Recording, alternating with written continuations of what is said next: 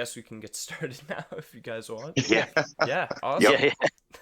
All right, guys. Welcome to episode 13 of the podcast. It is going to be a combined episode for episodes 3 and 4 of Falcon and the Winter Soldier. So, spoilers for those if you have not seen them already. We'll also be discussing a few things of news that have popped up throughout the past 2 weeks. As always, though, I am Thomas. You can find me on Twitter at tsteinman13 if you would like to talk more comics or movies with me. I'm joined by Chris. Hello. You can find me on Twitter at bag1982. And also Zach. I'm Zach. You can find me on Twitter, MCU Zach Crew. I think I forget my name. I think that's it. Yeah. But I'm back. A few weeks ago, I had 2 styes in each eye. Couldn't even see, and I felt like crap. And then happy you all right Easter, now, though? everyone. By the way. Happy Easter.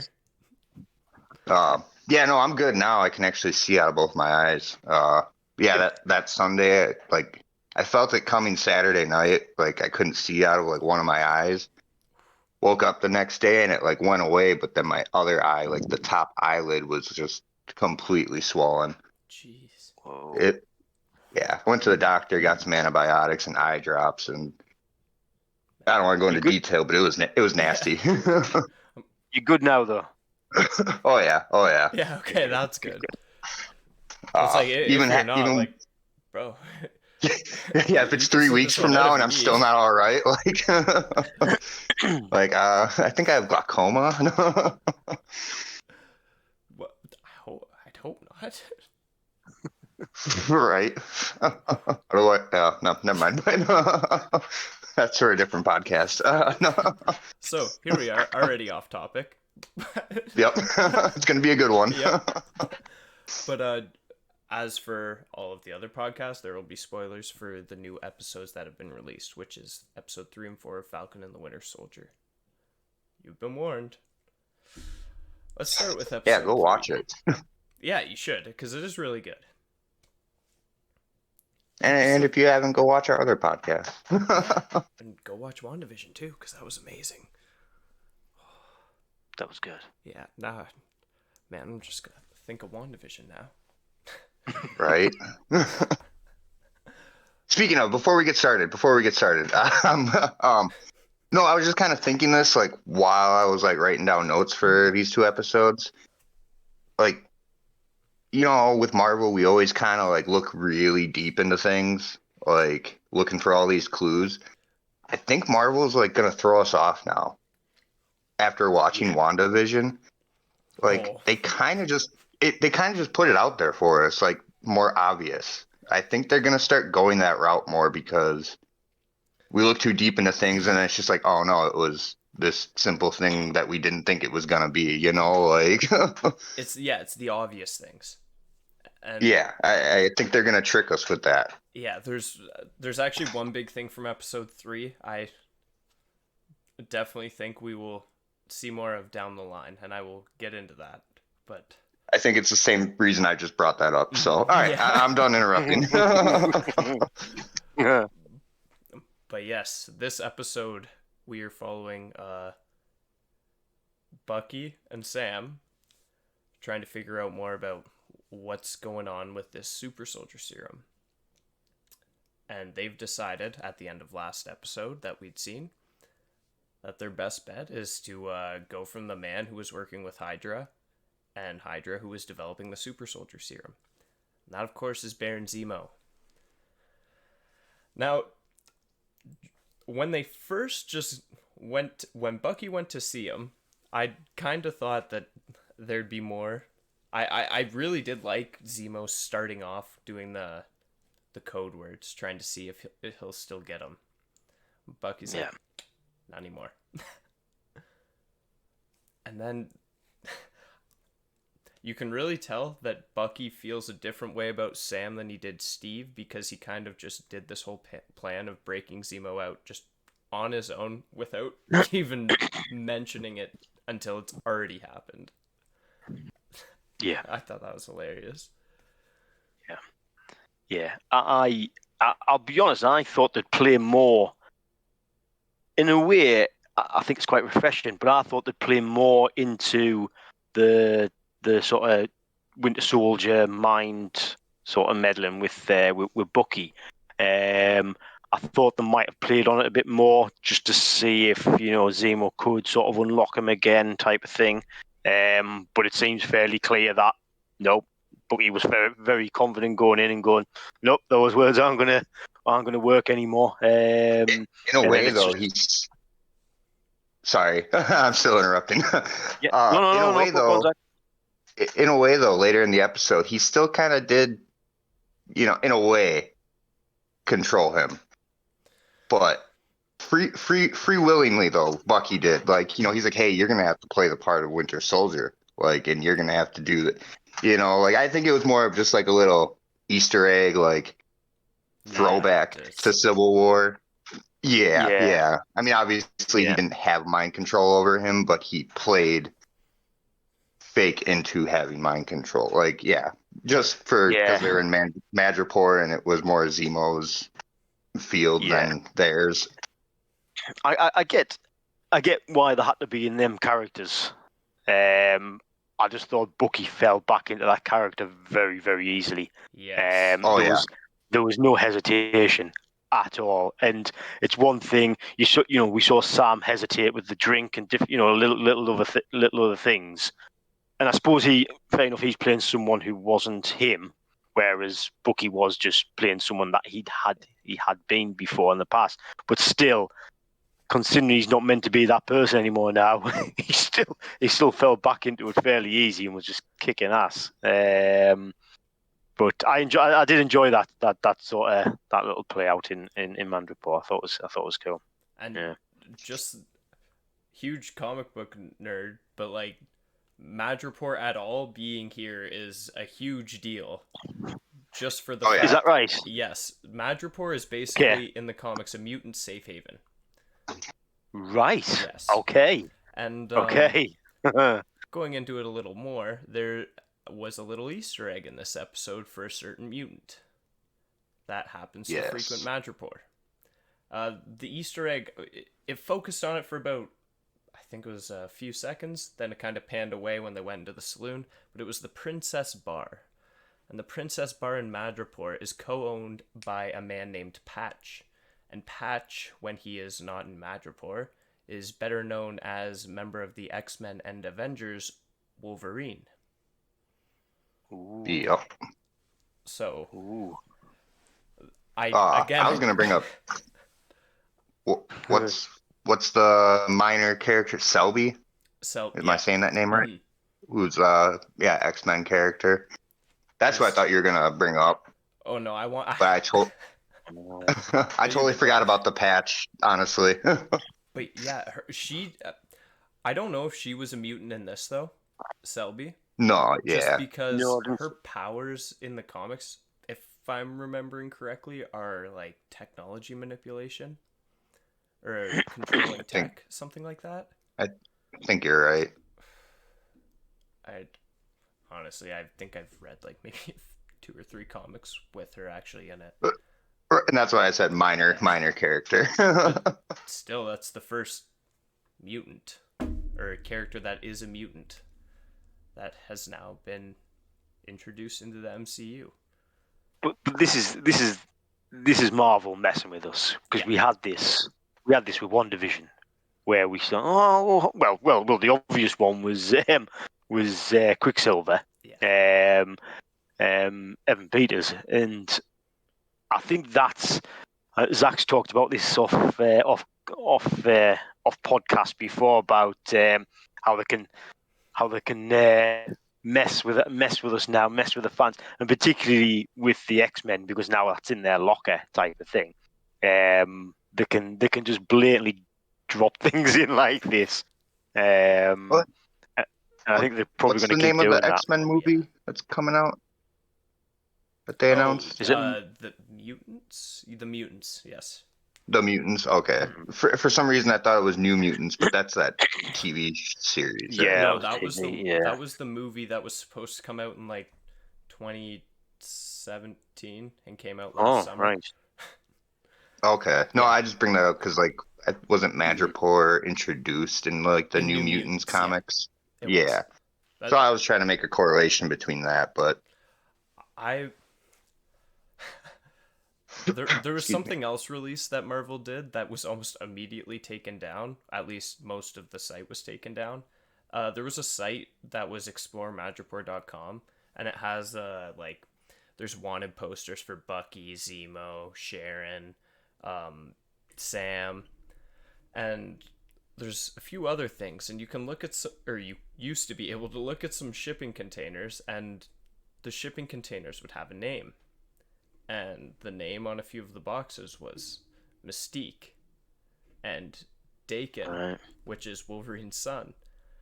Also, what was another one? There was references to Krakoa, which is where the mutants are living right now in the current comics. So, and then everyone found that, and Marvel wiped that all from the site, and now it's just you can explore Hightown, explore Lowtown, and learn about Madripoor.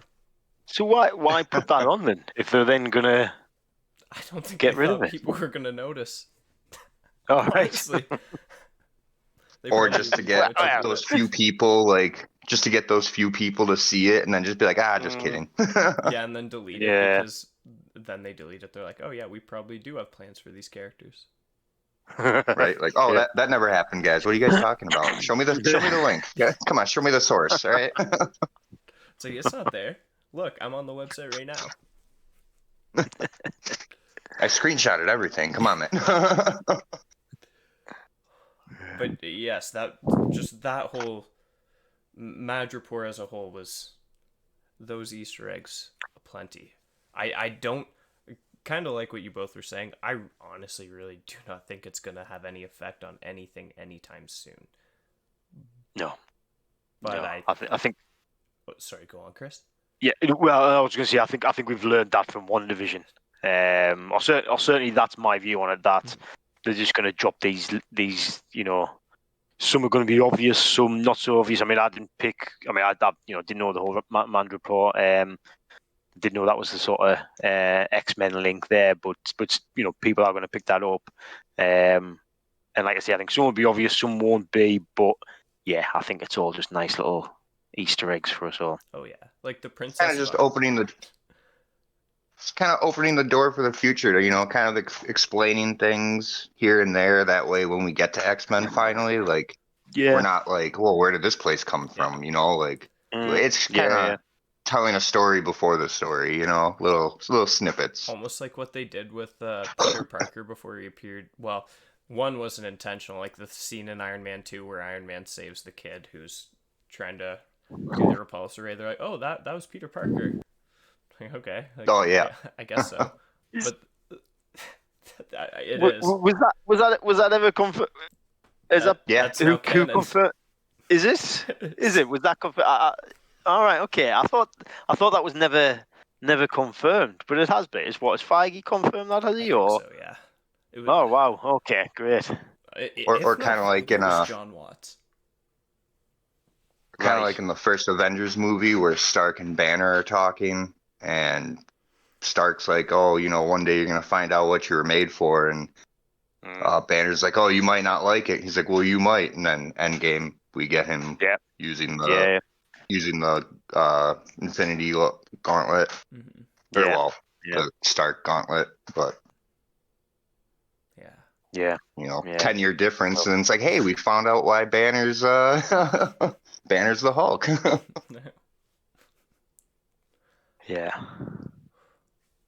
Sorry, we're already getting off topic. Yeah, sorry, I'm trying to think where in the episode were we. So they saw the beginning. They saw we're in Madripoor now. Let's just go there. They got Zemo. They broke him out.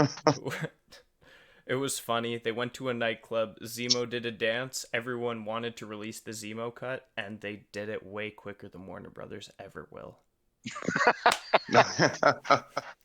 Is that see? I did literally. My mate just sent me it, and was just like, "You'll appreciate this."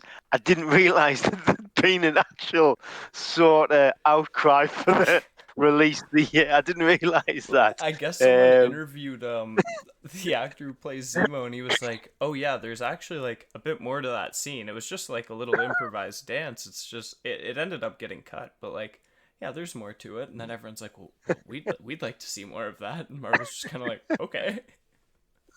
There's an hour I of it. actually came across it through Facebook Watch. Like, oh, here's an extra like 2 minutes of Zemo dancing. Like, oh, sweet. Does the Yeah. whitest moves ever. It's like you can tell he's a rich, like Eastern European guy. Yeah. Yeah. The thing, the most depressing thing is though, I think I dance like that. That's the problem. It's just like, oh. No, and here's the sad part. He dances better than me. Oh, same here. By a mile. By a mile. The thing is, I absolutely love Zemo. I think he's absolutely brilliant. I mean, I'll get more onto him because he was great in episode 3, but episode 4, oh, even better for me. I'll get onto him later, but even in episode 3, you just sort of constantly wondering what's he up to. He's becoming like a anti-hero. He's becoming like the new Loki, almost. Yeah. You know, yeah. you hate him, but you love him. Like, I might be getting a little too far, but I don't know if I hate Loki though. well, right. But I mean, in the beginning, you kind of like, fuck this guy, But then it's like after Avengers, it's like, okay, no, I like this guy. Yeah. See, I don't know if I've. It's been so long since we've done this podcast. I don't know if it's a theory which I've said on here before. I don't think I must have because we haven't talked about Zemo. But I do have a theory about Zemo, which was, I had a theory which at the end of episode 3, I actually thought Carly and Zemo would be in together, and that was quickly sort of disbanded with episode 4. But I was convinced that Zemo had sort of set it all up for them to go to him to get him out of prison, and then I thought, oh, he's quickly going to turn to sort of Carly's side, which. That's moving in episode 4 territory there, but I was just convinced that, and I still am, that he's still playing a long game, and we don't quite understand what his true sort of motives are. Although some of it is seen in episode 4, which again I'll probably touch on a bit later. But I do I like Zemo. I think he's a very, very, very good character. And I'll be honest, although I was probably expecting, because they didn't kill him off at the end of Civil War, I was sort of half expecting him to come back at some point, but I wasn't that bothered. There was nothing in Civil War that sort of made me think I need to see this character again. He didn't seem that interesting, but I mean, I think they did this with Wonder and Vision. It's like, yes, I want to see more now. Yeah. See more. So, yeah. Bring us the Thunderbolts. Yeah. I'm praying that's actually in development. Please, Marvel, don't let us down. Man, I want to think Thunderbolts is, but we'll get into this when we get to the end of episode 4. Okay. But yes. I think something's coming first before Thunderbolts, honestly. But we'll get to that later. I don't want to jump too far ahead. Okay. Yeah. I think they're gonna happen along the same time, but we will get to that. But yes, so they're in Madripoor, and the whole reason they were in Madripoor was to look for where did the Flag Smashers get the super soldier serum, and they from Selby, the maybe mutant, gives them a name. Is it Richard Nigel? Dr. Nigel. Nigel, was it? Nagel. I think, yeah. Don't I? No. For some reason, I thought that, like, I might just be remembering the comics wrong. I thought this was kind of like a moniker for Erskine when he was way back when, before he was killed. And, like, he was developing the super the super soldier serum under that name. But I mean, it's clearly a different person now. Yeah. And he made 20 vials of the super soldier serum, and Carly has taken all of them, and she had 8 powered people, and at the end of episode 2 we'd seen 1 die. She's down to 7, and then so I'm assuming there would be at least 12 vials left.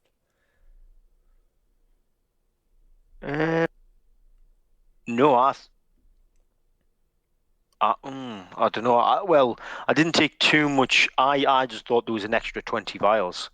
Oh, there on was the top 7. Of what she'd taken? Yeah. Okay. But you might be right. I didn't really. I haven't really sort of done the. Actually, I think done the that'd math make on more that. sense.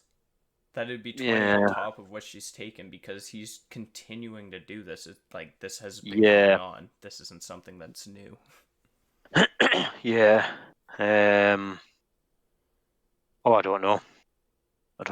To be honest.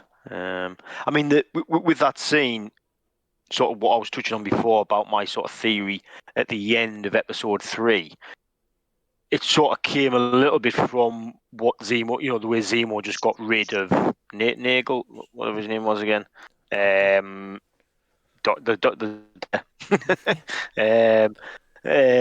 But yeah, just the way he just shot him dead, and it was like, which now it's that was that's always what he said before, that he doesn't want these super soldiers to come about.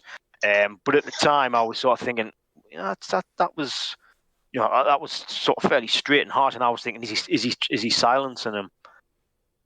That's what I thought originally, which sort of fed into my theory about him being in sort of leagues with Carly, which has obviously been.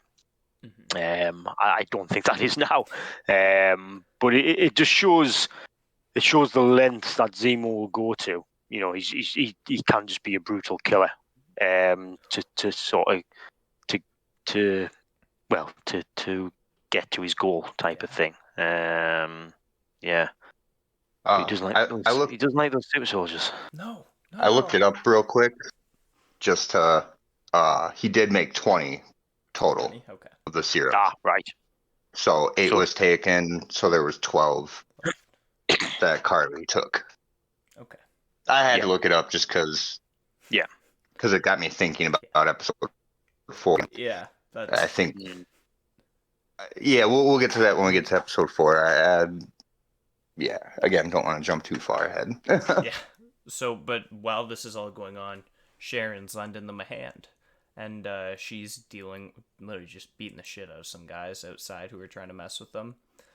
Until one guy gets a rocket launcher and shoots the container they're all in.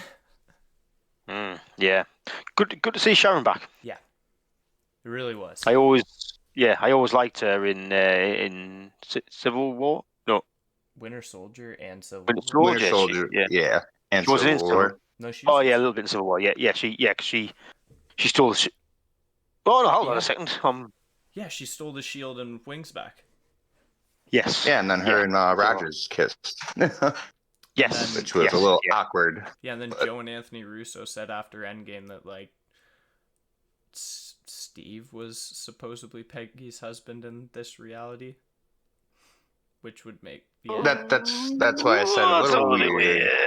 Oh yeah, it's a bit weird. So let's not think Scarlet Witch and Quicksilver in the Ultimates. Let's just think about other things. Star Wars all over again.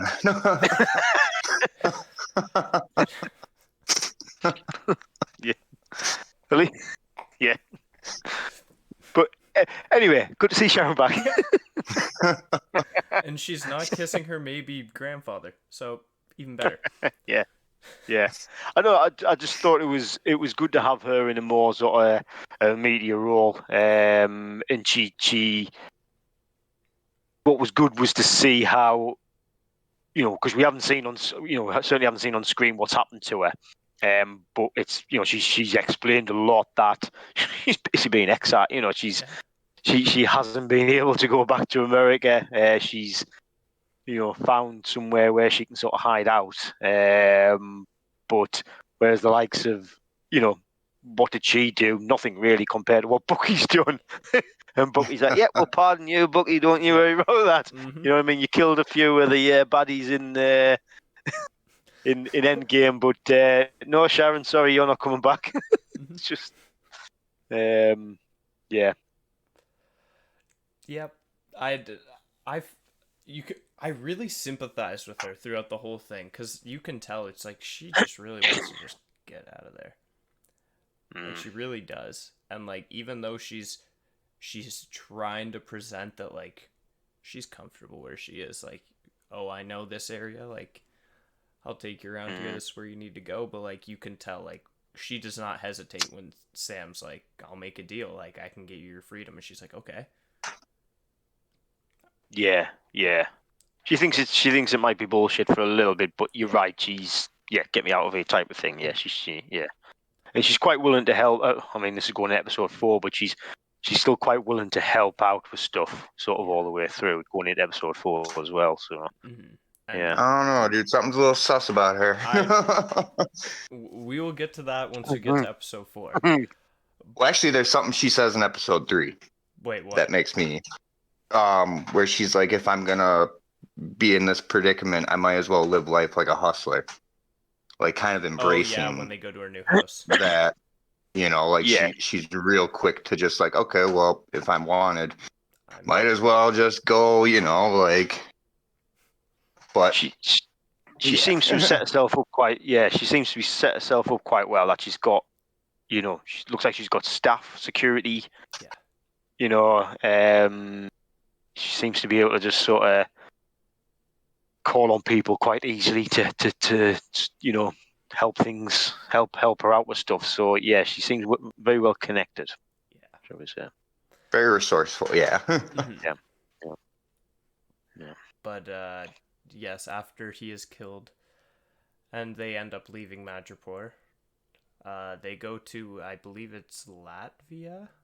Was it? I think so. And Zemo's got a place there, because that's where they think the Flag Smashers are going to be next. So Sam and Zemo start to walk in, and Bucky's like, hold on a sec, I'm going to go for a walk.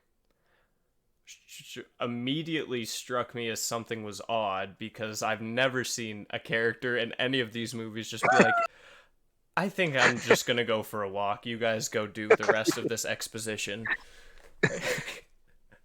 Yeah. And then, well, what he started picking up at first, I was like, it didn't click. It didn't click for me. No. Didn't for me either. I was like, what's going on? Is someone like trying to spy on them? And sure enough, Io, a member of the Dora Milaje, is there saying, we're here for Zemo. Yeah. Which I never thought the Wakandans. Wakandans? Or do you think it's Wakandans? Yeah. Wakandans.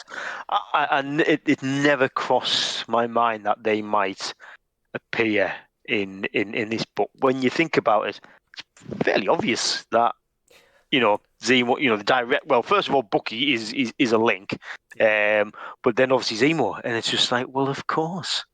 Before we go too deep into this, did you catch the other Civil War reference when Zemo picked up Sam and Bucky in the car? Oh yeah. Bucky got in the front seat and Sam got in the back. You're not gonna move your seat up, are you? No. No. But anyways. Yeah, but in Civil War, that is, for me, that was very because that's the whole bit with Sharon Carter, where because it's Sharon and just the cutbacks to them in the car, and I think even when the kiss and the cutback, and it's just them in the car, just sort of like nodding. Yeah. But yeah, the whole moving the seat, just that whole bit was funny to have sort of flashbacks to that. It was good. It was good as like that. Well, what I was going to ask though about what do we think? Because I was having a debate with my wife about this, about what those little black balls were. I thought, which you mentioned, Tom, that there were sort of surveillance cameras or something. But were they just left there for Bucky to find? Vibranium sensors. The sense, Oh. Bucky's arm. But Maybe, I don't know. But if so, why would there be a trail? Like, if so, I mean, that's He only I picked- still he only think picked- that Yeah. kind of falls under like spy tech type thing, though. Know what I mean? yeah. He only picked up 2 though, didn't he? Yeah. I don't know. I don't At know. least that I we just saw. yeah, true. Yeah. I don't know. It was just something because my wife asked us, what are them? And I'm like, oh well, they're the Wakandan.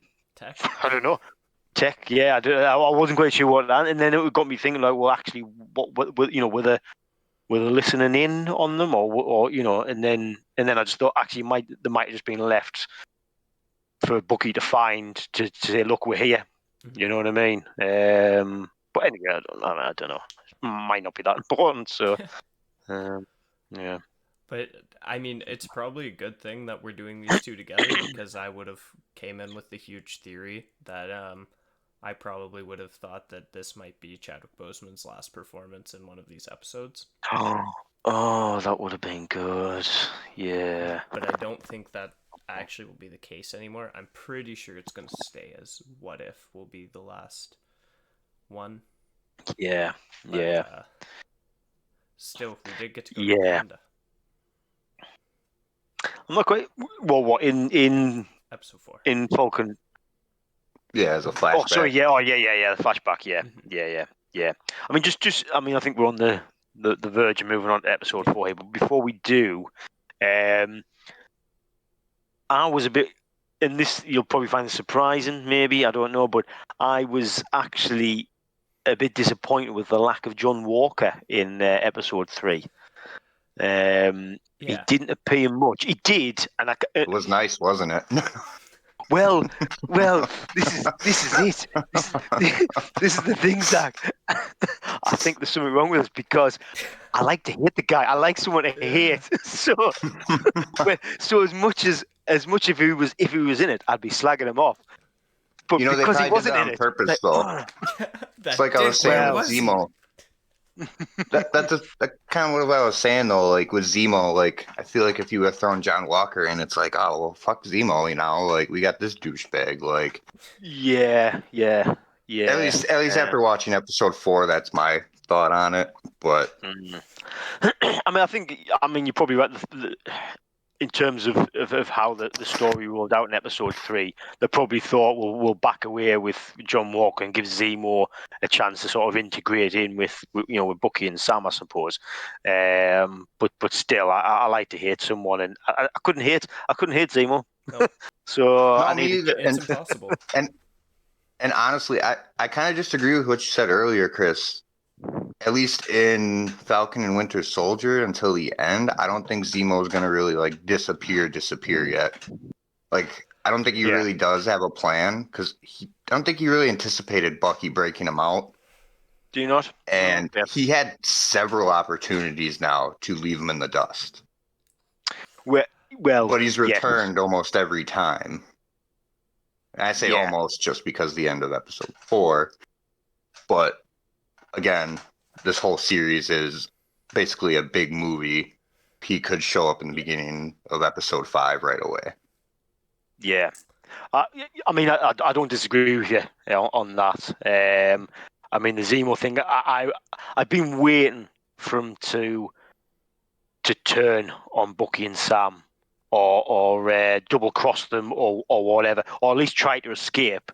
And like you say, and I thought it was coming, sort of delving into episode 4 now, but when he was speaking to the children and finding out about the funeral, and he said, and he sort of turns to them and says, "See them two there? They're bad people." And I'm thinking, this is it. He's massively gonna double cross them, send them into, and even when leading up, when Sam decided to walk into the funeral memorial, whatever it was, I thought, oh, nice, sending them into something bad here. I really did. I really thought he was setting them up.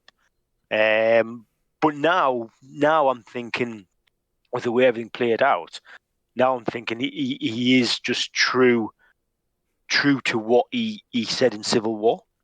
that he just doesn't want there to be any super soldiers. Yep. And that seems to be, especially what he did towards the end, which in a strange way is sort of given me, I've got a bit of respect for him because he says this is his goal and that's what he's trying to achieve, and that's how it seems to be. Reminds me of a purple guy with a nutsack for a chin. How will I see Thanos? Well, Oh, yes. Did you guys see the pending post in our page? Oh, no. From Dorothy. I just haven't approved it yet because it's a big spoiler for episode 4, kind of. We'll wait until But we like, post. Oh, that's the wrong group. like that's why I didn't decline it. I do want to approve it, but she brings up like, isn't episode 4 a huge like why Thanos wanted to do what he did? Can I read? Like it. Yeah, of course. All right, so here we won't say her last name just because we honestly don't Privacy know thing, you know. So her idea was, so laying in bed last night after rewatching all the episodes of Falcon and Winter Soldier, my brain came to a conclusion. Isn't what is happening on the show exactly why Thanos did what he did?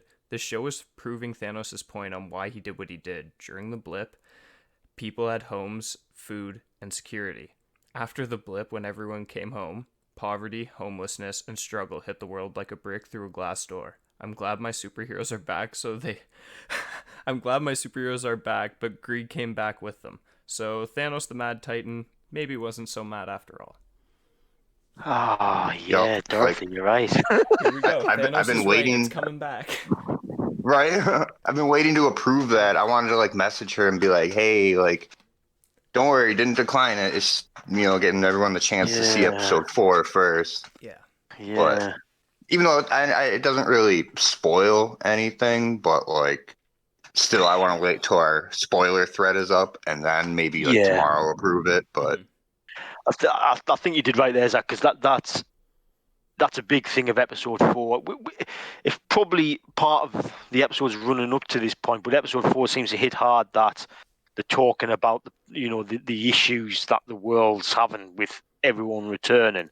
Seems to be more sort of or at least in my mind, pushed forward in episode 4. So, but she's right. I mean, I've never really looked at it like that, but yeah, she's exactly right.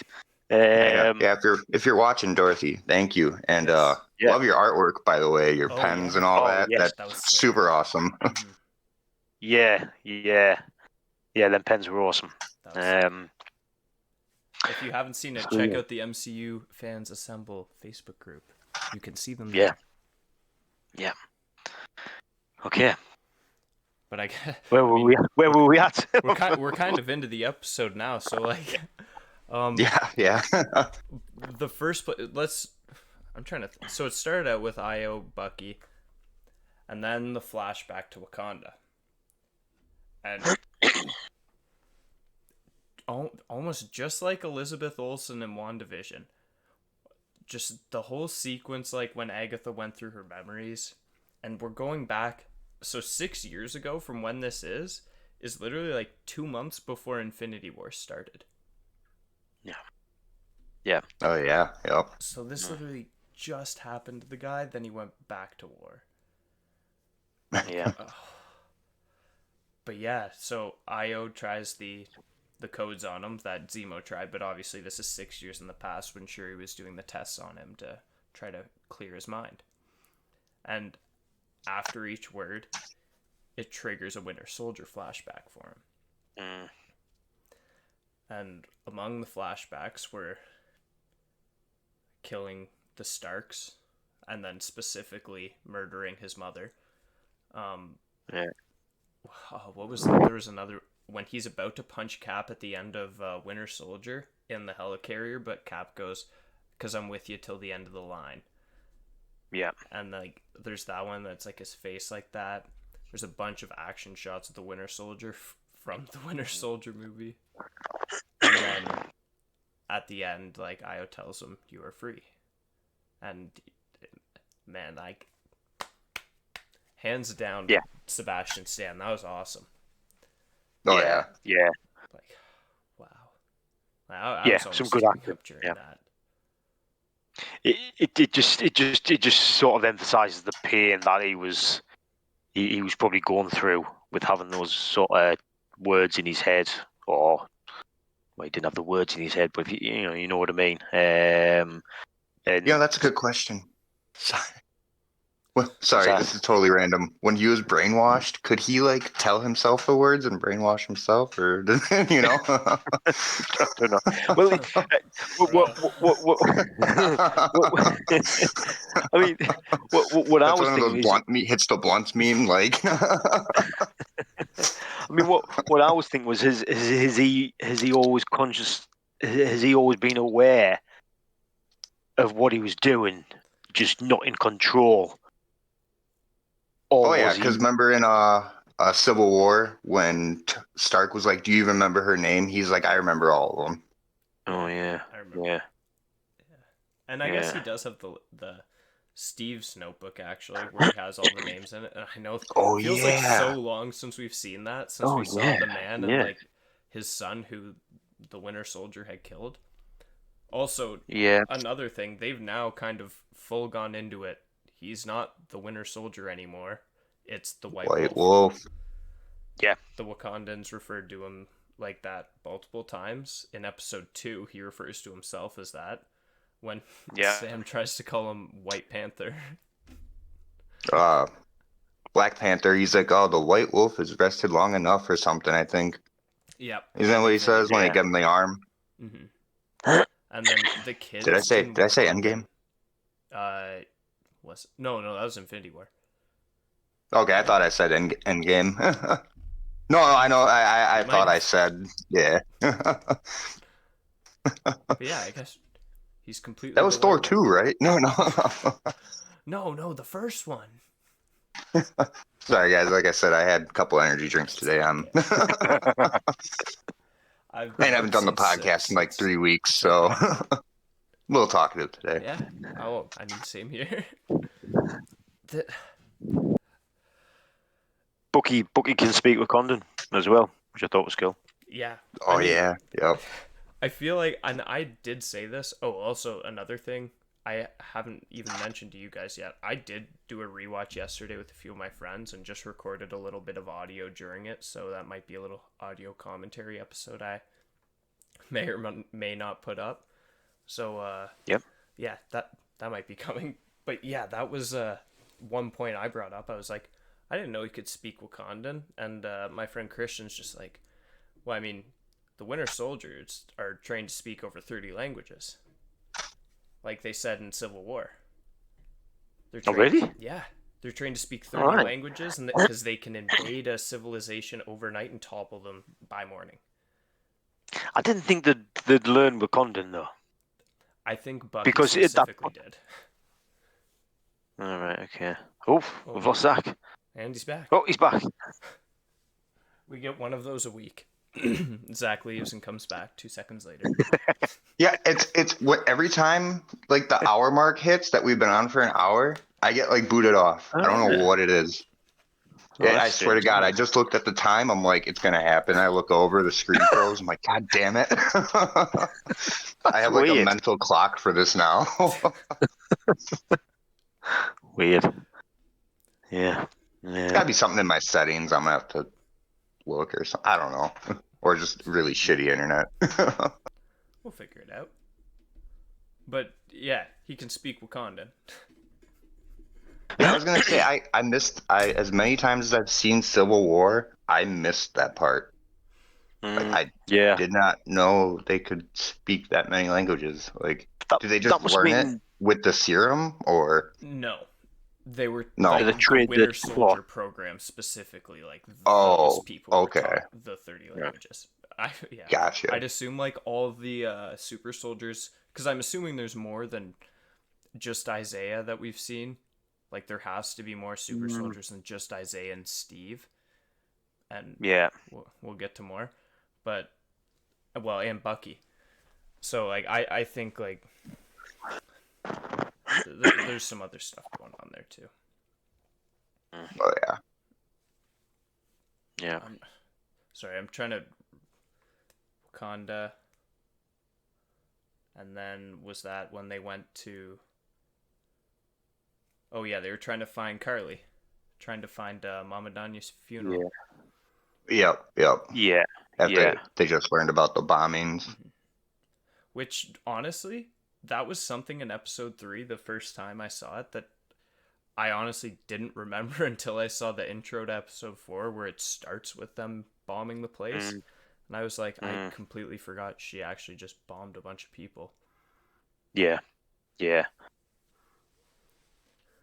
I think it's she's again. This is feeding into Zemo's sort of theory that if you have the super soldier serum in you will turn bad. Supremacist. And so apparently and she seems to be going that way, which again I think that's played out quite nicely through this episode, because you've got Bucky, who is sorry, not Bucky. You've got Sam, who's wanting to see the good in everyone, in probably include maybe not so much Zemo, but John Walker. I would say I think he's still, although I think he's a douchebag.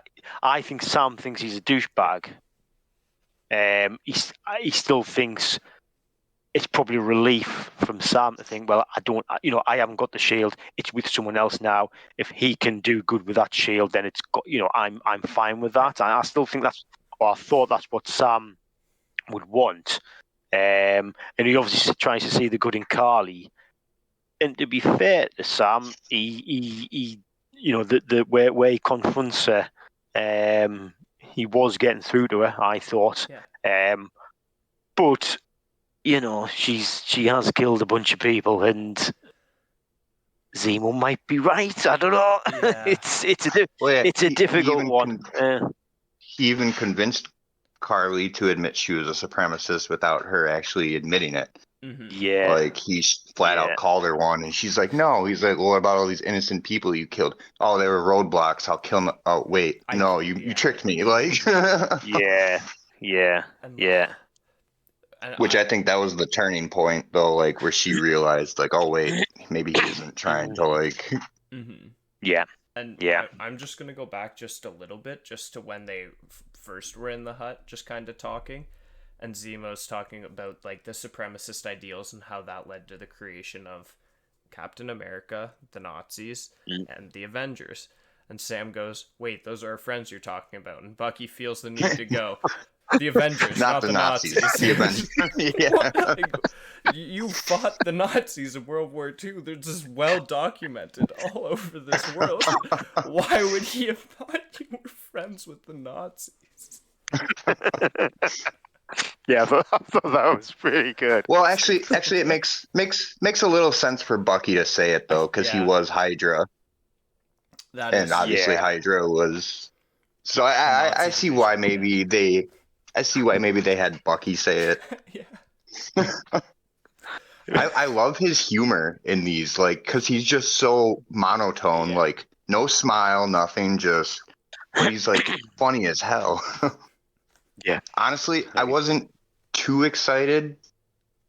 Like, I was obviously excited for Falcon and Winter Soldier, but I'm just like, love Stan Sebastian, but it's like, as a character, though, like, he doesn't talk much. He doesn't do much. Well, I mean, he does a lot, but this show has definitely changed my view. Like, I want to see more Winter Soldier. I want to see more Winter Soldier. Like, well, he's kind of just been used as like motivation for Steve Rogers. Right. He's always been kind of the shadow. Yeah. Actually, you have two shadows of Captain Rogers. Honestly, I think they gave Falcon a lot more freedom than they did the Winter Soldier. Oh, definitely. Yeah. Just because, like, it seemed they continued to develop his story, whereas with Bucky, I don't want to say they got stuck, but, like, obviously you have to do something to get rid of the brainwashing. So they were like, Wakanda for 2 years. Yeah. Right, yeah. Let's have all of Winter Soldier's character development happen off screen. Well, hey, it's coming back on screen now, so I'm right with that. Yeah. Right. It's kind of like Wanda, honestly. Yeah, definitely. Yeah. I think this is. I mean, I might have discussed this on previous podcast, but I think this is what they're doing with the TV shows. That they're getting these.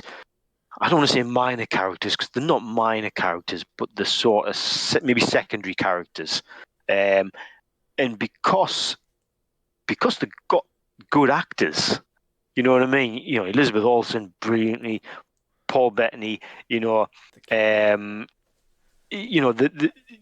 two in particular that we've seen one. But again now with Sam and Bucky, I'm forgetting Sebastian Stan and Anthony Mackie. Macklemore. yeah.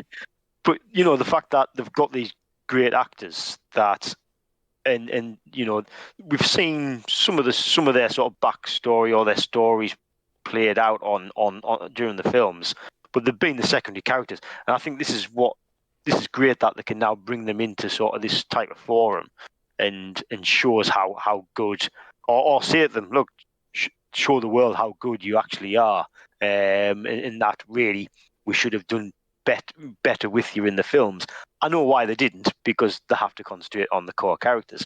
But yeah, I think it's good to see this. And we were saying before about Sebastian Stan, at the start, where the acting he was doing, where obviously he was realising these key words. He was out of that sort of mind control. It was great acting, really good acting, and it's good to give these characters the freedom. And it's similar with Zemo. Yeah. I say it's was it Daniel Bro? I believe Is he the actor? Yes. Yeah. Again, brilliant actor, and not something I'd wanted to see before, and Zemo back, but he's been so good. I really do like him. Oh yeah. And even like some of the even secondary characters in these shows, like Randall Park was amazing in WandaVision. Yeah. I will say that. I enjoyed Evan Peters, despite that he ended up being a boner joke. Sucks for X-Men fans. That universe kind of sucks. Tiana Paris was amazing too, and like I thought Wyatt Russell is doing a great job as fake Captain America. Like, he'll get to be U.S. agent at some point. I know. Yes, of course. But they're doing great jobs, and just the fact that they're able to build such a good supporting cast around these already phenomenal, world-renowned actors is amazing. Yeah. It really shows like how much planning they really do, though. Like, or they have been doing in these Marvel movies, because I mean, they were introduced 10 years ago almost. Well, some of them. 11. Within the last 8 years, they were introduced. Or 12 now. Well, like Mac, or yeah. But it just shows their long-term plan, because obviously they couldn't focus on them too much, because you got Robert Downey Jr., Chris Hemsworth, Scarlett Johansson, all these guys. And it's like, okay, got to focus on them. In about a decade, we'll get into these characters. Which is also sad to say, which, we might not get, a good X-Men movie for 10 years now, though, because we're kind of getting introduced to little things here and there, Yeah, see, this is the question. This is the question I was just going to ask. Do we think we're going to? I mean, obviously, we're going to see Scarlet Witch again in films. I would imagine that would mean we'd see White Vision. Do we think we're going to see Bucky and Sam again in films? I'm not quite sure where they would turn up if they are going to come back into films. I 100% think Sam will be there, because I just forewarning for anyone who maybe doesn't want what happens at the end probably spoiled, unless you don't know, judging from what happened in Endgame, but Sam's going to become Captain America. That's not a character you can leave off the sheet. I think he will definitely be in it. It's just Bucky's the one out for me. Or where do you put him? Like, you can put him in Wakanda with I think he'd do great in Wakanda, but would he not? Would he not be part of the Avengers? He's been cleared and everything. Do you not just put him in? At this point, we're still in that position of, are there even an Avengers right now? Well, this is something which I know we've talked about before. I don't think there is. Well, Well, doesn't Spider-Man say in Far From Home, why don't you get the Avengers? Remember, like, oh, Thor's off-world. No, but he says the names specifically. I don't think he actually says the Avengers. It's like, Oh, what I thought about he said, Captain why don't you? Marvel or Thor? yeah. Oh, okay. But I mean, Okay. Sam and Buggy have been referred to as Avengers. Yep. Sam has. I Battlestar called don't them think. that in this when he walks up, I believe. You really think two Yeah, I think Avengers can walk around Latvia? yeah. Yeah. Oh, yeah. And the cops in episode 2, it was like, oh, do you not know who this? Oh, it's an Avenger, you know. So they have been referred to as Avengers, but it was that. What I'm taking it is that's a past tense type of thing. Like, Yeah. they were part of the Avengers, but maybe not now. I don't know. It's there certainly doesn't seem to be an Avengers team. That would You know. actually be great if they weren't Avengers right now, because then boom, there's the next Avengers title. Actually call it Assemble. Like or reassemble. Avengers Reassemble. reassemble. That would be dope. Yeah. I'm gonna be cheeky. The name alone would. I'm gonna be cheeky, and I'm gonna use my bit of comic book knowledge. I'm almost positive it's gonna be the new Avengers, because some of the biggest characters from the new Sam Wilson's a big part of that comic. Jane Foster's Thor is a big part of that comic. They're actually they have a relationship in the comic, which. Oh really? Yeah. Oh. Mm-hmm. But Okay. It's. Oh well. It happened. See that right? Okay. Well, see now my head's going, and with the whole Love and Thunder, Thor 4, and I mean I don't know if it's been confirmed, but certainly been heavily rumored that she will become Thor. Is it? Yeah. Taika gave her the Mjolnir at a Comic-Con when it was still able to go. Yeah. I mean, I've heard rumours that she's been bulking herself up as well, and I don't know how true that is. I haven't seen any images. I've seen at least one, and her arms look big. Oh, really? Oh, wow. Right. She looks ready. Oh, really? Okay. So, but you get. Sorry, go on, Zach. I was just gonna say something I remembered about episode 3 and Sharon Carter, and my suspicion of her. At the end, when Sam, Bucky, and Zemo part ways, and Nagel was just killed, when Sharon Carter's getting in the car and she's just like, we have a couple problems. Mm-hmm. Like right after the scientist was killed. Yep. Yeah. And then going into episode 4, where I don't know, she just seems very off. Yeah. And I can't remember if she gets knowledge that the do we get that far with the serum? Or were we like right there? So basically, where we kind of are now is like, at least if I'm thinking this right, they're kind of walking up to the funeral, like at the funeral. We've already kind of talked about Sam talking with Carly, so I personally don't like. If you guys want to go more into that, you can. But honestly, you guys kind of got what I wanted to say about that. I was just gonna say on the walk up, I noticed two very distinct things. John Walker has a certain little tick he's doing with his head every now and then when he's walking, and Zemo, no matter what's going on, is not focused on the conversation between Battlestar Walker and Falcon and Bucky. Not at all. He's completely looking past them, looking away. He's listening, but he's not paying attention. Yeah. That played into my sort of Zemo was ready to screw them over at any point, and I thought he was. And yeah, the way he was acting there, on reflection, I think he was just keeping on eye contact with his contact, the little girl. Yeah. And I think that's all it was. Whereas don't get me wrong, you're right. At the time, I was like, something's up here. Zemo's ready to. Planning his escape. Yeah. But yeah, do you think she released him from the handcuffs, or did they possibly. show? Or did he have? I think he did. I think he did it himself. I think he's clever enough to do that himself. Which, speaking of Walker, so impatient. Like, all right, he's got 10 minutes, and it's like 5 minutes goes by. He's like, no, this isn't right.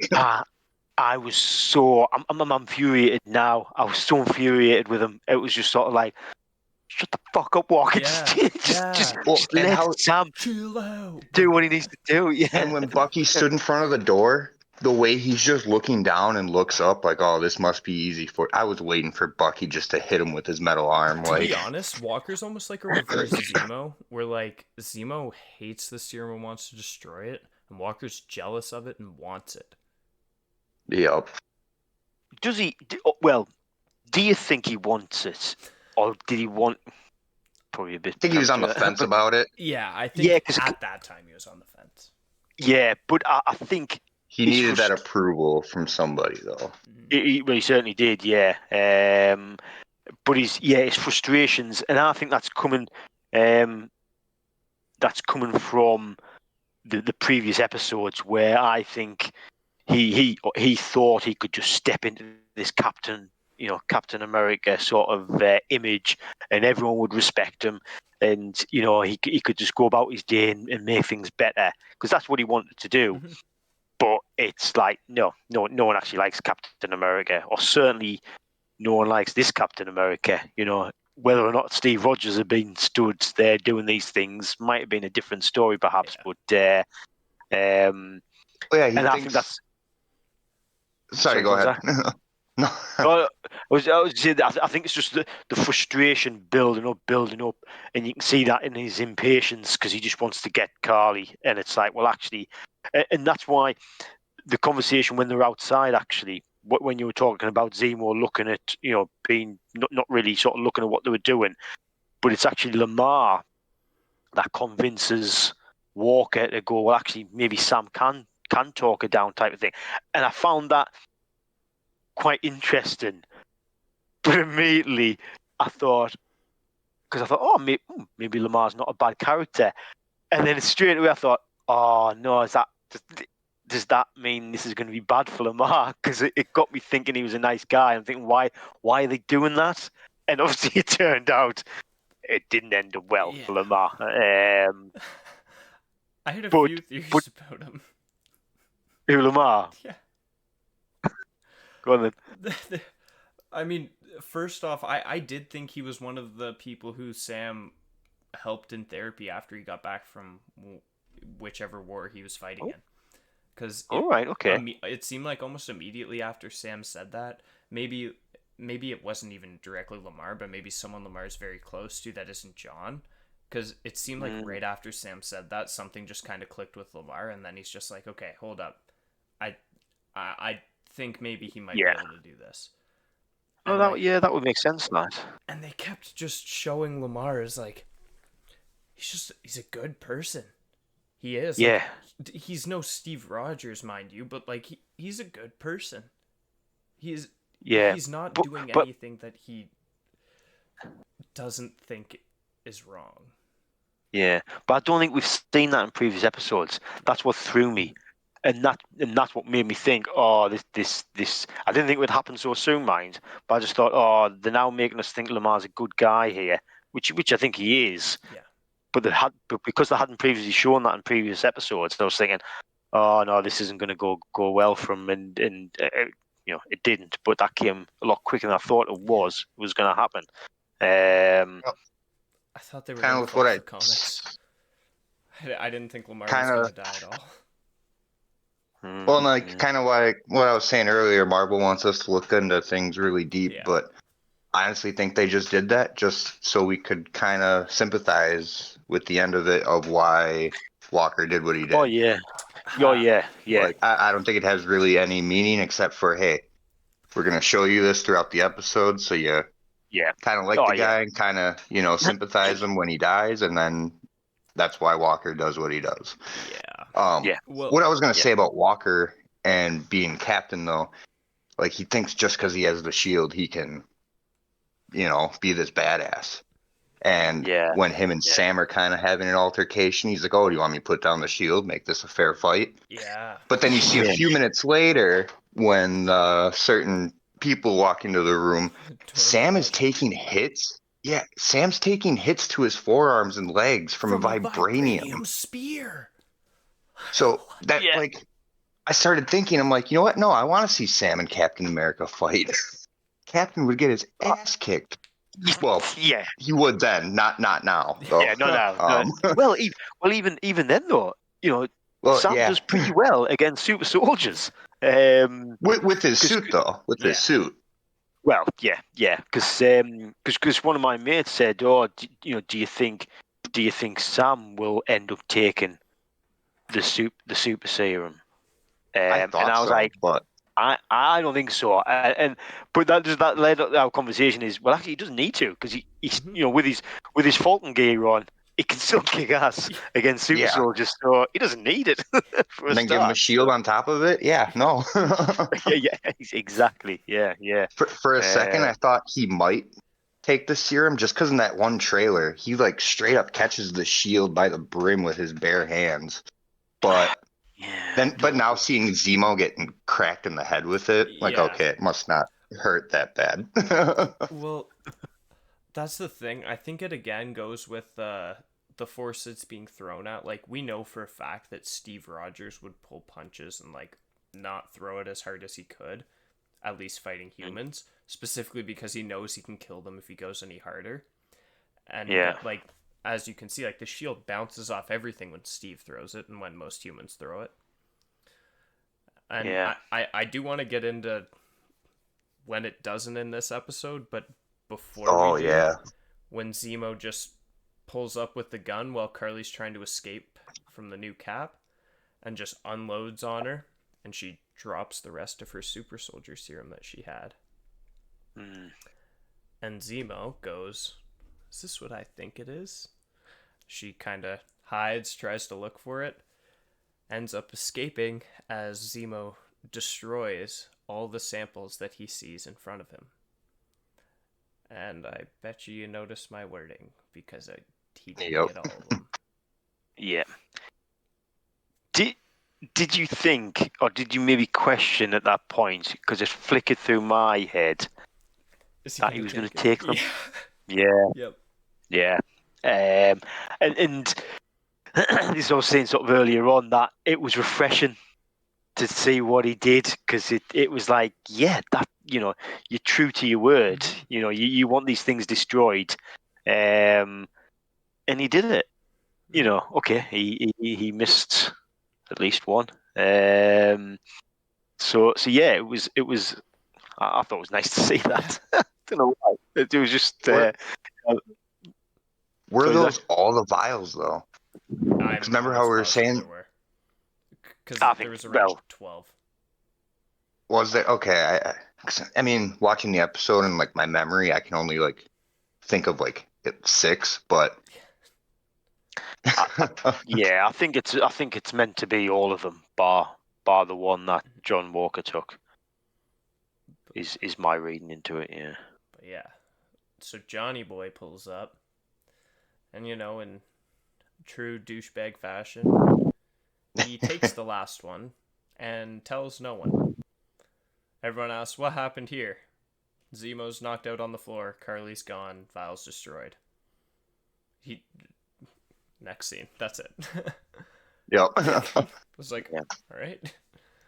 And then that's when we get back to Zemo's house. And at this point, it's just the three, Bucky, Zemo, and Sam. And Zemo's got his hat on, or towel on his head, not his hat, talking to Sam about whether he'd take the serum or not. And of course, like, as we've said, he says no. And Zemo goes like, no hesitation. And impressive. Yeah. And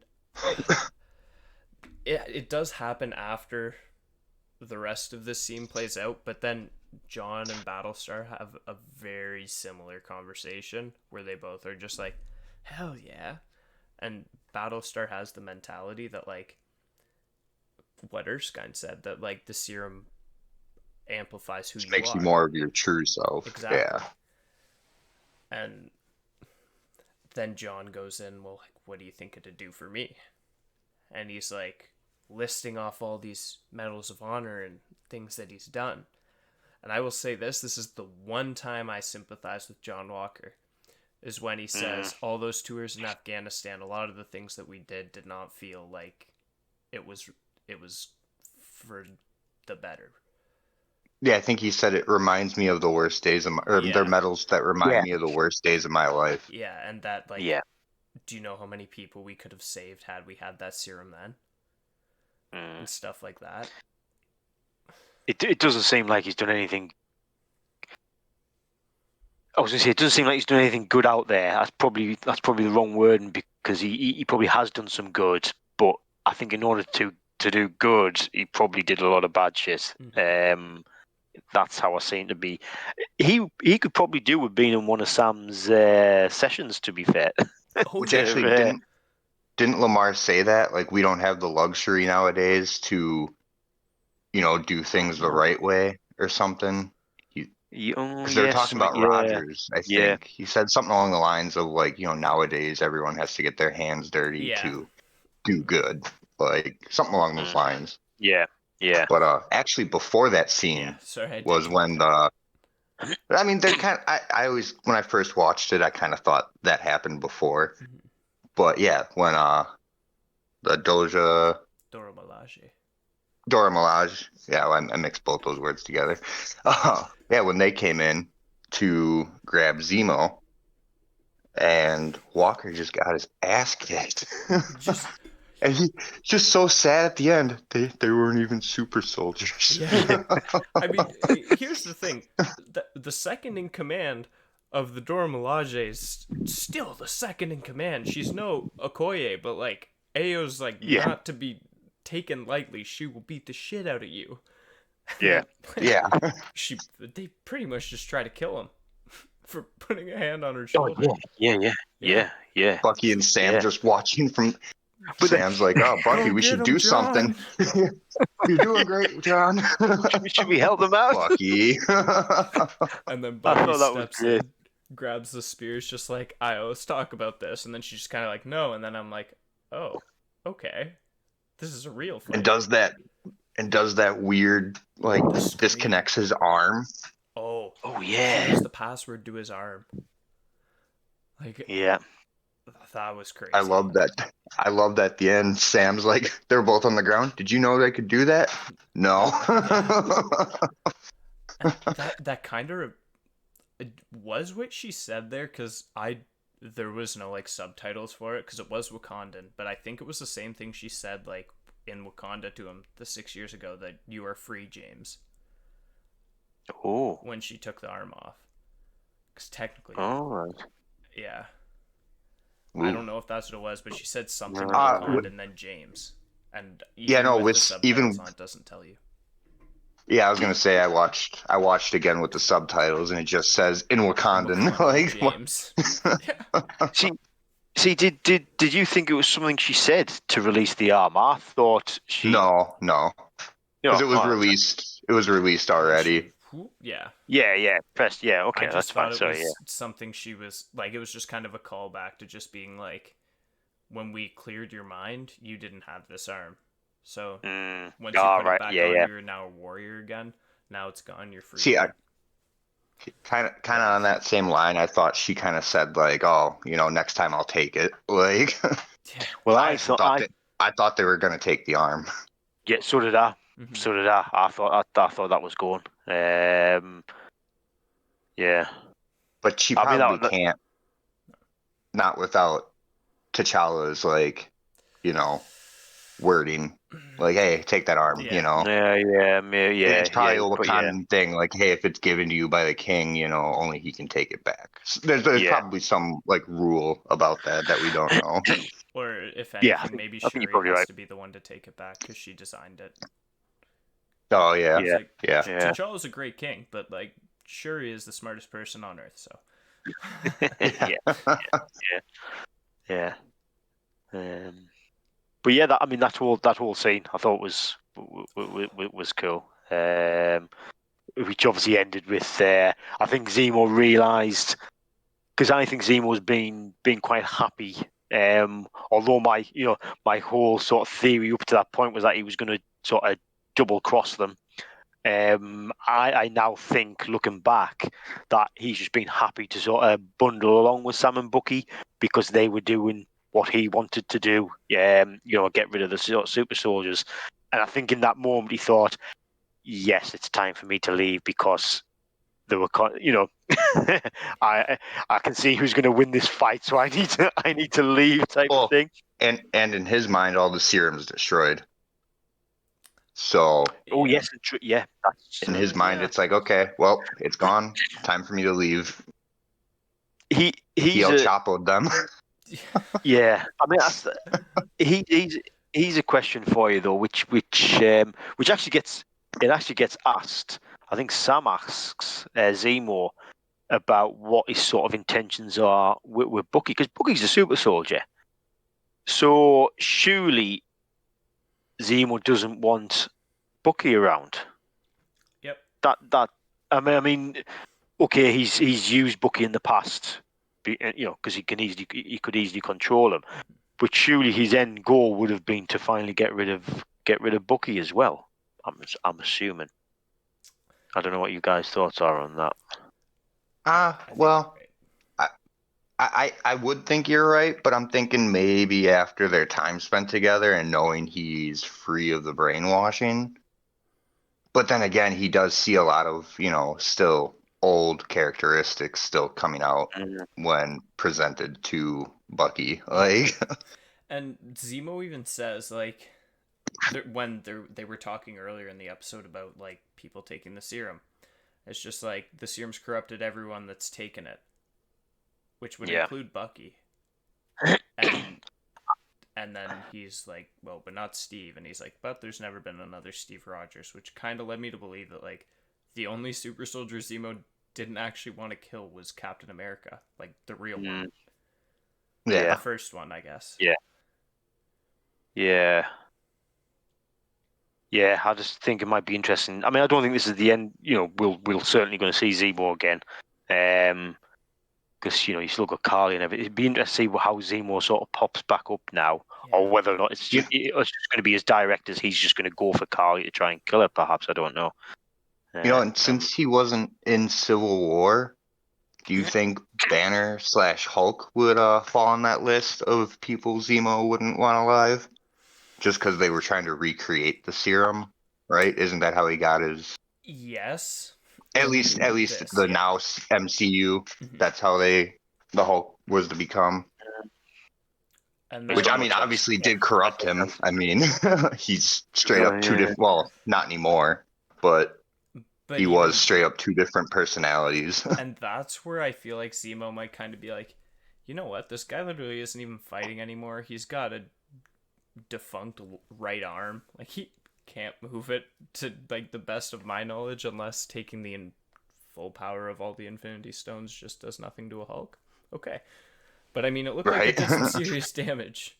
Like, it looked like he was almost just a little bit of muscle and bone left.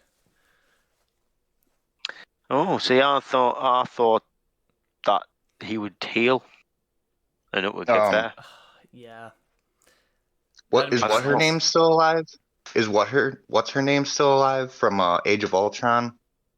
Oh no, she was killed in Age of Ultron. Ultron killed her. Was she? Yep. Her equipment, I think, still exists.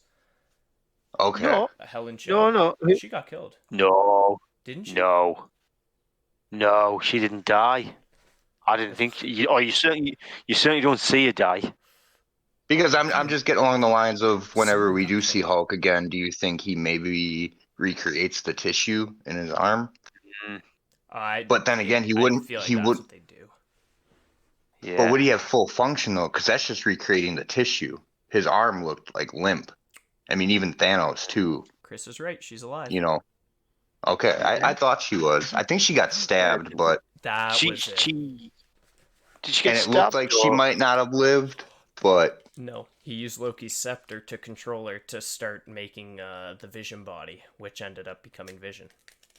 Oh yeah, and then Wanda Wanda released used her mind Yeah, thing to bring her back. And then I think, and then she did something to alert someone, and that's when Ultron turned on her. Mm-hmm. And I think Yeah, no, he Did- definitely shot her, but it says she's alive still. yeah. Well, I think that you thought she was dead, but then she says something to someone. Does she say something to Steve or someone? I can't remember. There's a scene where she's talking to someone. It's like, oh no, Scar- she's not dead. Mm-hmm. Was it Nat or Banner? It was Might one be, of I can't those remember. three, honestly. It I can't had remember to now. have been because I thought it was when only Banner was. I thought it was when Banner was coming to free Nat. I thought she was still lying on the ground. Maybe. Yeah, no. Yes. You know, I just watched this movie like 3 weeks ago too. Like, I don't know why I'm drawing such a blank. Like, I watched it like right before. Falcon and Winter Soldier. No, WandaVision for me. Oh, I think I watched it like right after the episode of WandaVision where like the flashback episode. I think I watched it right after that. Yeah, I think I watched it maybe just after that as well. I was gonna say, you know what? I definitely did watch it during WandaVision too because my buddy was doing his rewatch during then, or his watch for the first time, and now he's all caught up to these episodes. So. Oh, brilliant! Yeah. But anyways, how did we get onto that? Hulk? Yeah. What were we talking about? Oh yeah, Falcon and Winter Soldier. So Zemo wanted to kill super people, and we just decided to name all the super people in Marvel. Oh yeah, and then we got onto the Hulk, and then. Well, would T'Challa count because the heart-shaped herb? For Peter Parker, the proportional strength of a spider. Remember that episode in Agents of S.H.I.E.L.D. that one? No. In Daredevil, that one time when the Punisher. So in the 1980s Thor movie. In the unreleased Fantastic Four film that never came out, but you've only seen a trailer of it. The table read of The table read of Deadpool 2 featuring Josh Brolin as Thanos. Yeah. And that's how we got Iron Man 1. There we go. Universe complete. Full circle. But actually, though, if we keep moving along, after the fight with the Dora Milaje and Zemo escaping, was that cafe scene with... Oh, yeah, that's where we were. And then after that, was that when Sam gave him a call, or gave Sharon the call to be like, hey, can you keep an eye on John for us? Or she called him back saying, like, was it around I got was it before? Because there's two very different things about Sharon in this episode. Well, did Carly not speak to Sarah first? Yeah. And then did that not kickstart things? That's what it was. And then Sarah spoke to Sam, and then that's when things rolled on. That sort of kickstarted the sort of final phase in this episode, if you can call it that. Yeah. I think. And that's when he got in touch with Sharon. Yeah. I think. Because like there's the shot of her walking down that alleyway, I guess, kind of into this base. It looks like, of her talking on the phone, and it, for some reason, which I didn't notice until I watched it again, was it prominently shows her face and her hands. They look completely fine. And then the next time we see Sharon, when she's telling them that John Walker is moving in on their position, she has a cut lip and bloodied knuckles. Oh, I never noticed that. Mm-hmm. I never noticed that. How did I not notice that? So I just noticed that, like, I think just before we started this. I was like, wow. So what happened in, like, the hour span that she needed to get this satellite online? Oh, and that's why I think she's either the power broker or working for the power broker. Yeah. It has to be. And if I it's not definitely her, think she is.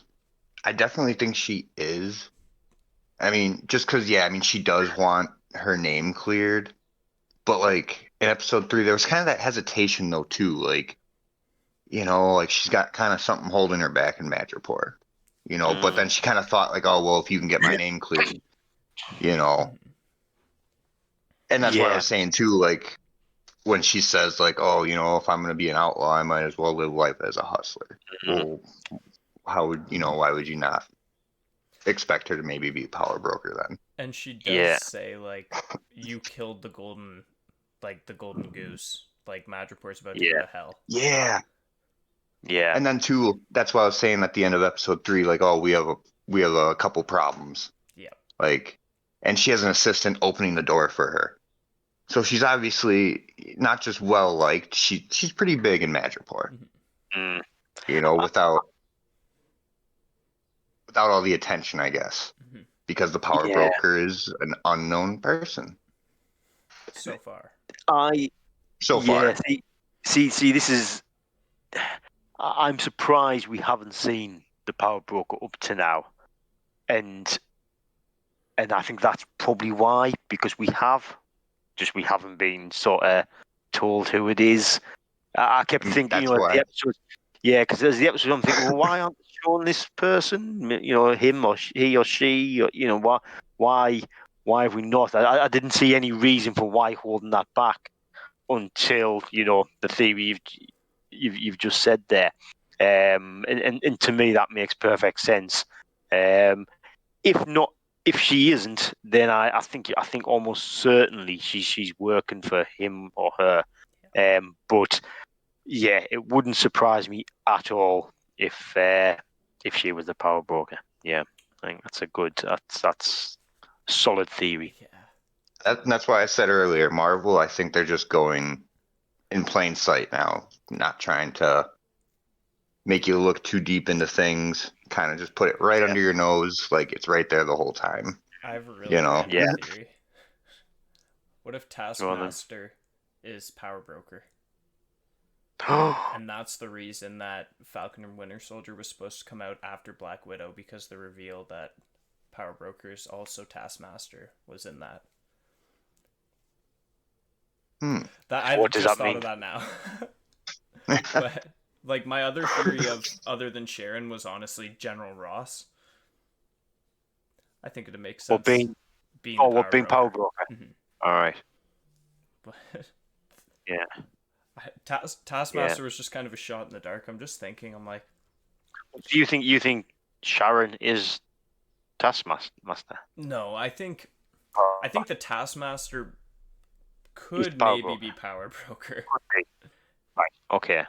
Right. But I won't say anything until after I see Black Widow, just because I've heard a few rumors about Taskmaster. Wow, Taskmaster. yeah, I mean, you don't know if they're true until the movie comes out. But I have read. I mean, I'm not going to say this is a spoiler because the movie hasn't come out yet. But I mean, I have read like that Taskmaster ultimately dies. true. And to be honest, Like, I wouldn't be surprised if they did that, just because like this is a movie that's taking place in between Civil War and Infinity War. yeah. Which, And you don't hear about the character at all. Yeah. Especially not now. Now that we're 2 shows deep, and this is now almost 8 years after that in universe time. Yeah. Yeah. I don't know. But, sorry. Going back to the episode, though. Again. They get the meet up with Carly. And Carly tells Sam to come alone. And because she just threatened his family, Sam does the smart thing and brings Bucky. And as they're... kind of what happened there caught me off guard a little bit when they're like, it's Walker, and Bucky jumps down. I didn't know if they were trying to escape or if they were trying to stop Walker, and then Carly just took it as a sign of aggression and attacked. Yeah, see, I didn't quite understand what was going on because, Sharon actually says Walker's found them, or they found Walker. That's what Sharon says, which sort of implies that. Well, I think Carly had actually said that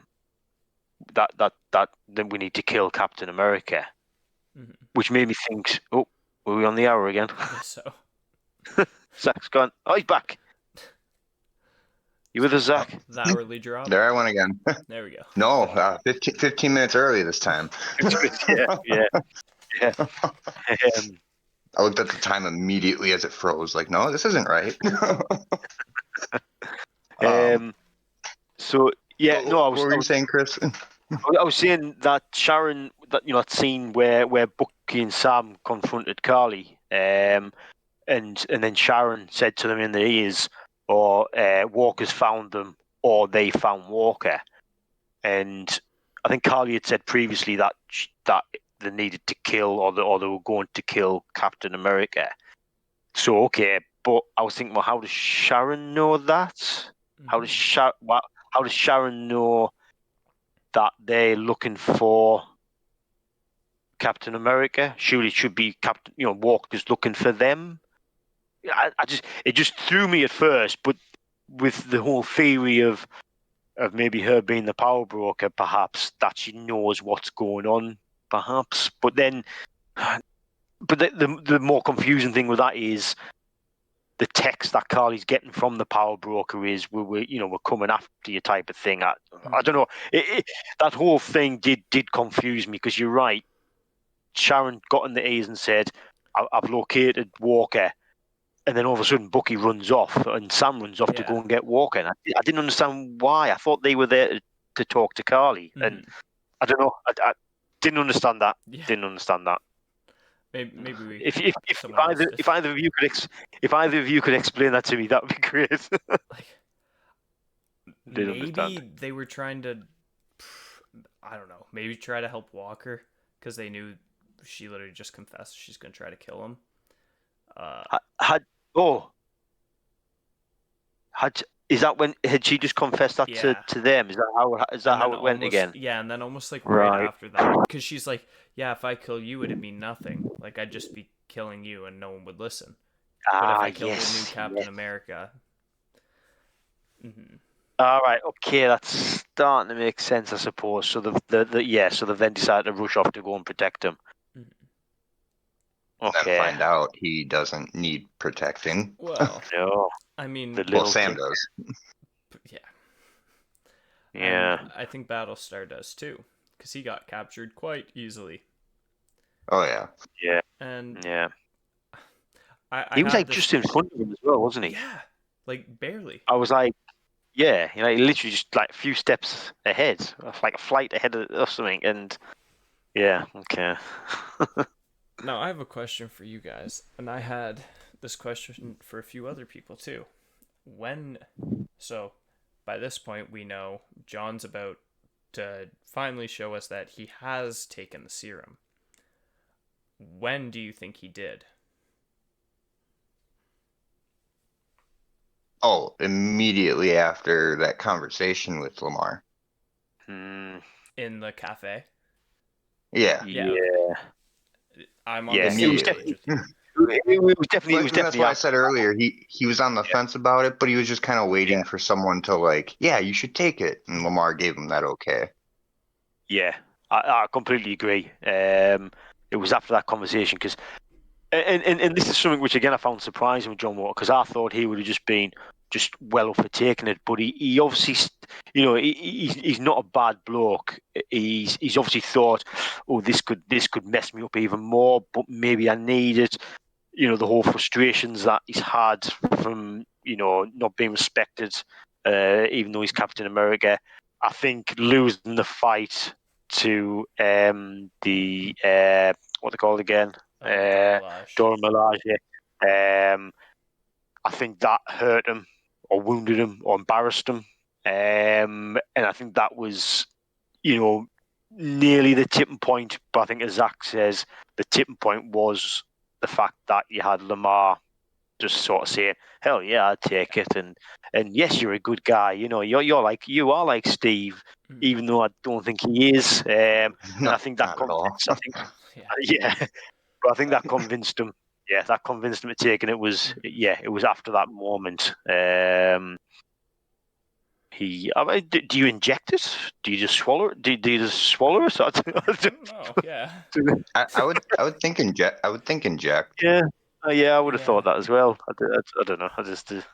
Probably better they didn't show it. Maybe it was a suppository and he had to do something else like that. Just for John, though. Only his. Yeah.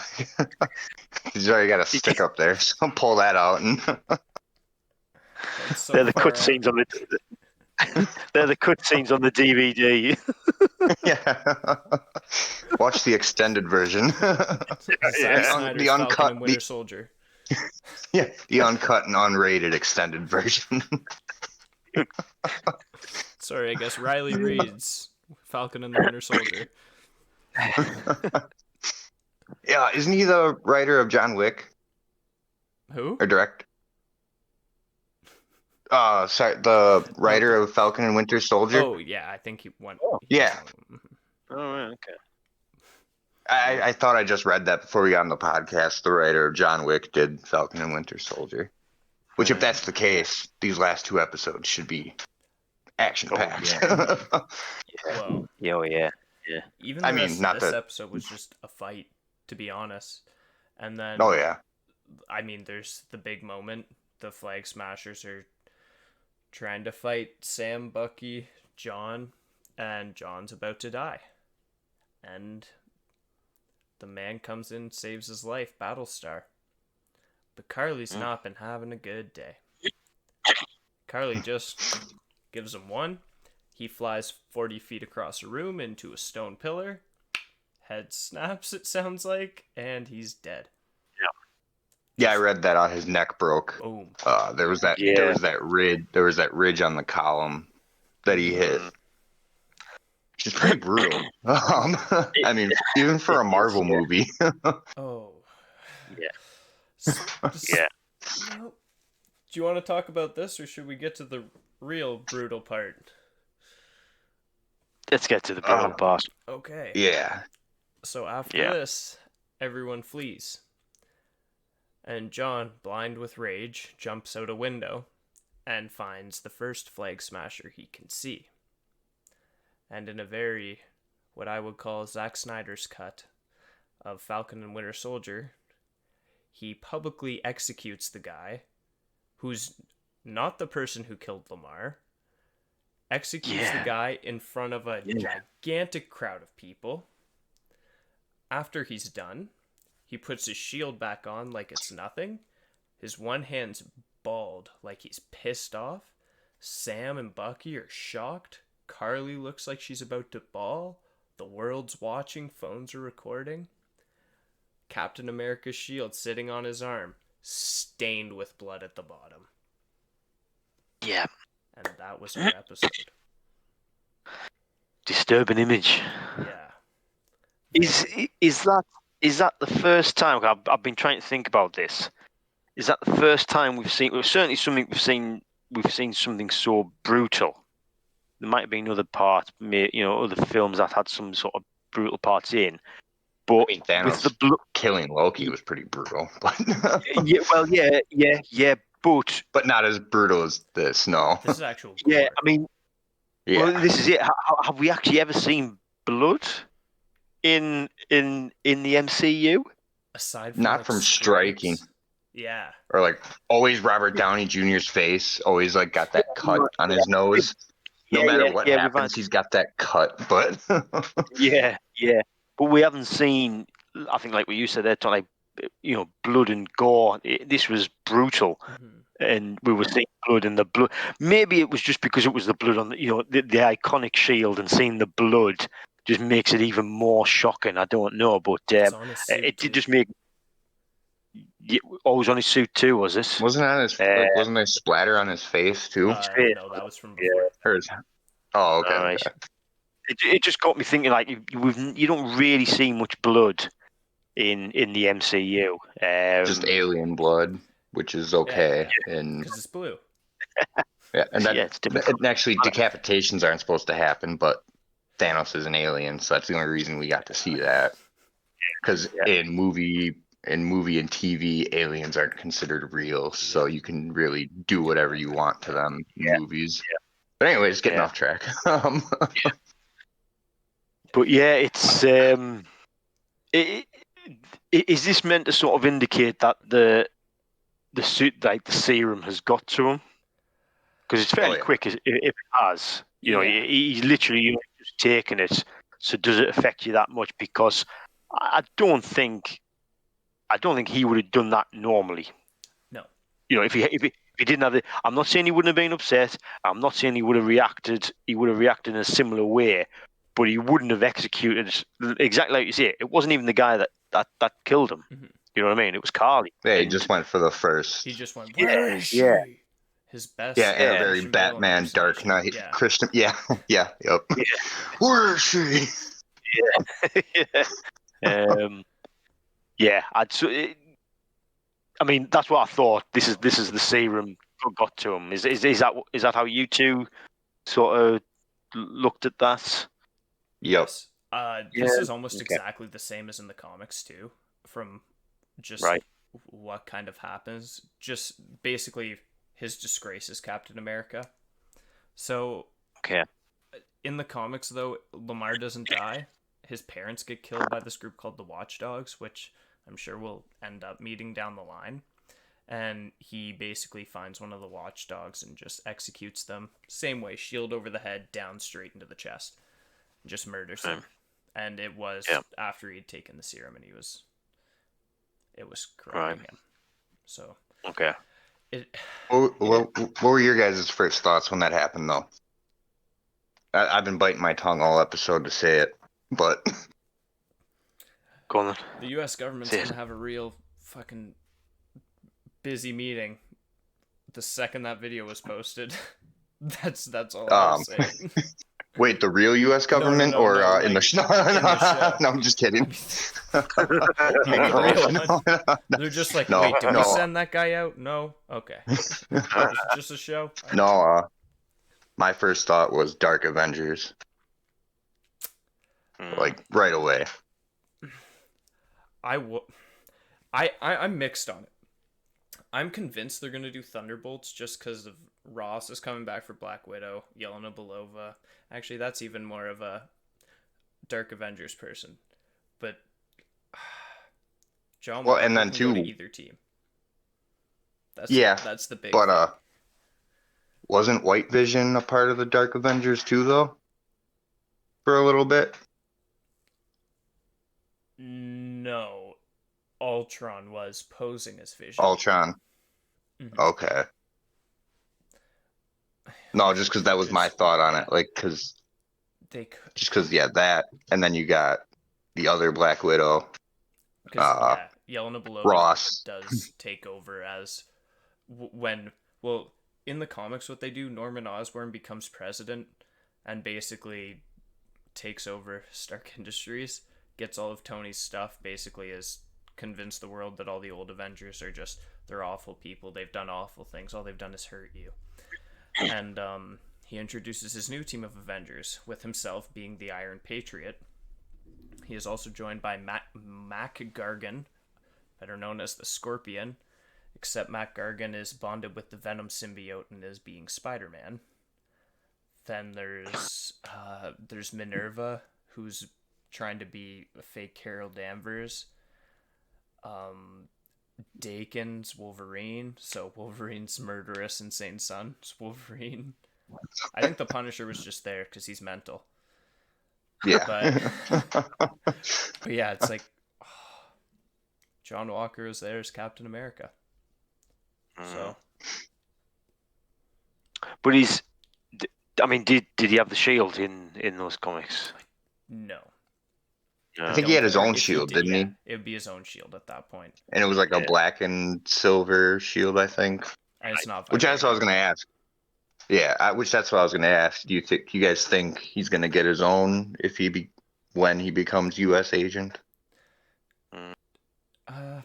I don't know. I don't want to say if, because I mean it's pretty clear now he's going Yeah. on that route. I mean, Yeah. Yeah, I Yeah. mean, he's already murdered someone in front of everyone, so... Yeah. and he's Sam could clearly be... getting that shield taken away. I mean, Oh yeah, yeah. He's yeah. The US government are just going to strip him of that. I think probably mean, quite publicly and embarrassingly as well. I would think. maybe I would even bring hope. in old Steve Rogers to come in and be like, no, and then he'll See, scold Sam. my one theory about like old Steve coming in is if they do like some kind of public announcement to like actually pass the mantle, it's gonna be old Steve's gonna come in and he's gonna be like, look, like this is the person I chose. This is who deserves to be and has earned the mantle of Captain America. Like this is Captain America. I Oh, Yeah. I am definitely I am agree. Steve Rogers now. Like that's it. And he Do you that'll probably think?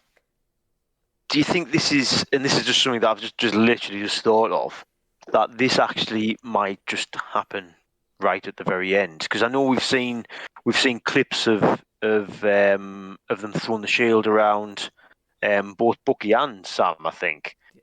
But do we think that actually that might just be throwing us? And sorry, the reason why I'm sort of asking these questions is because I can't see how. I can see, the shield getting took off Walker.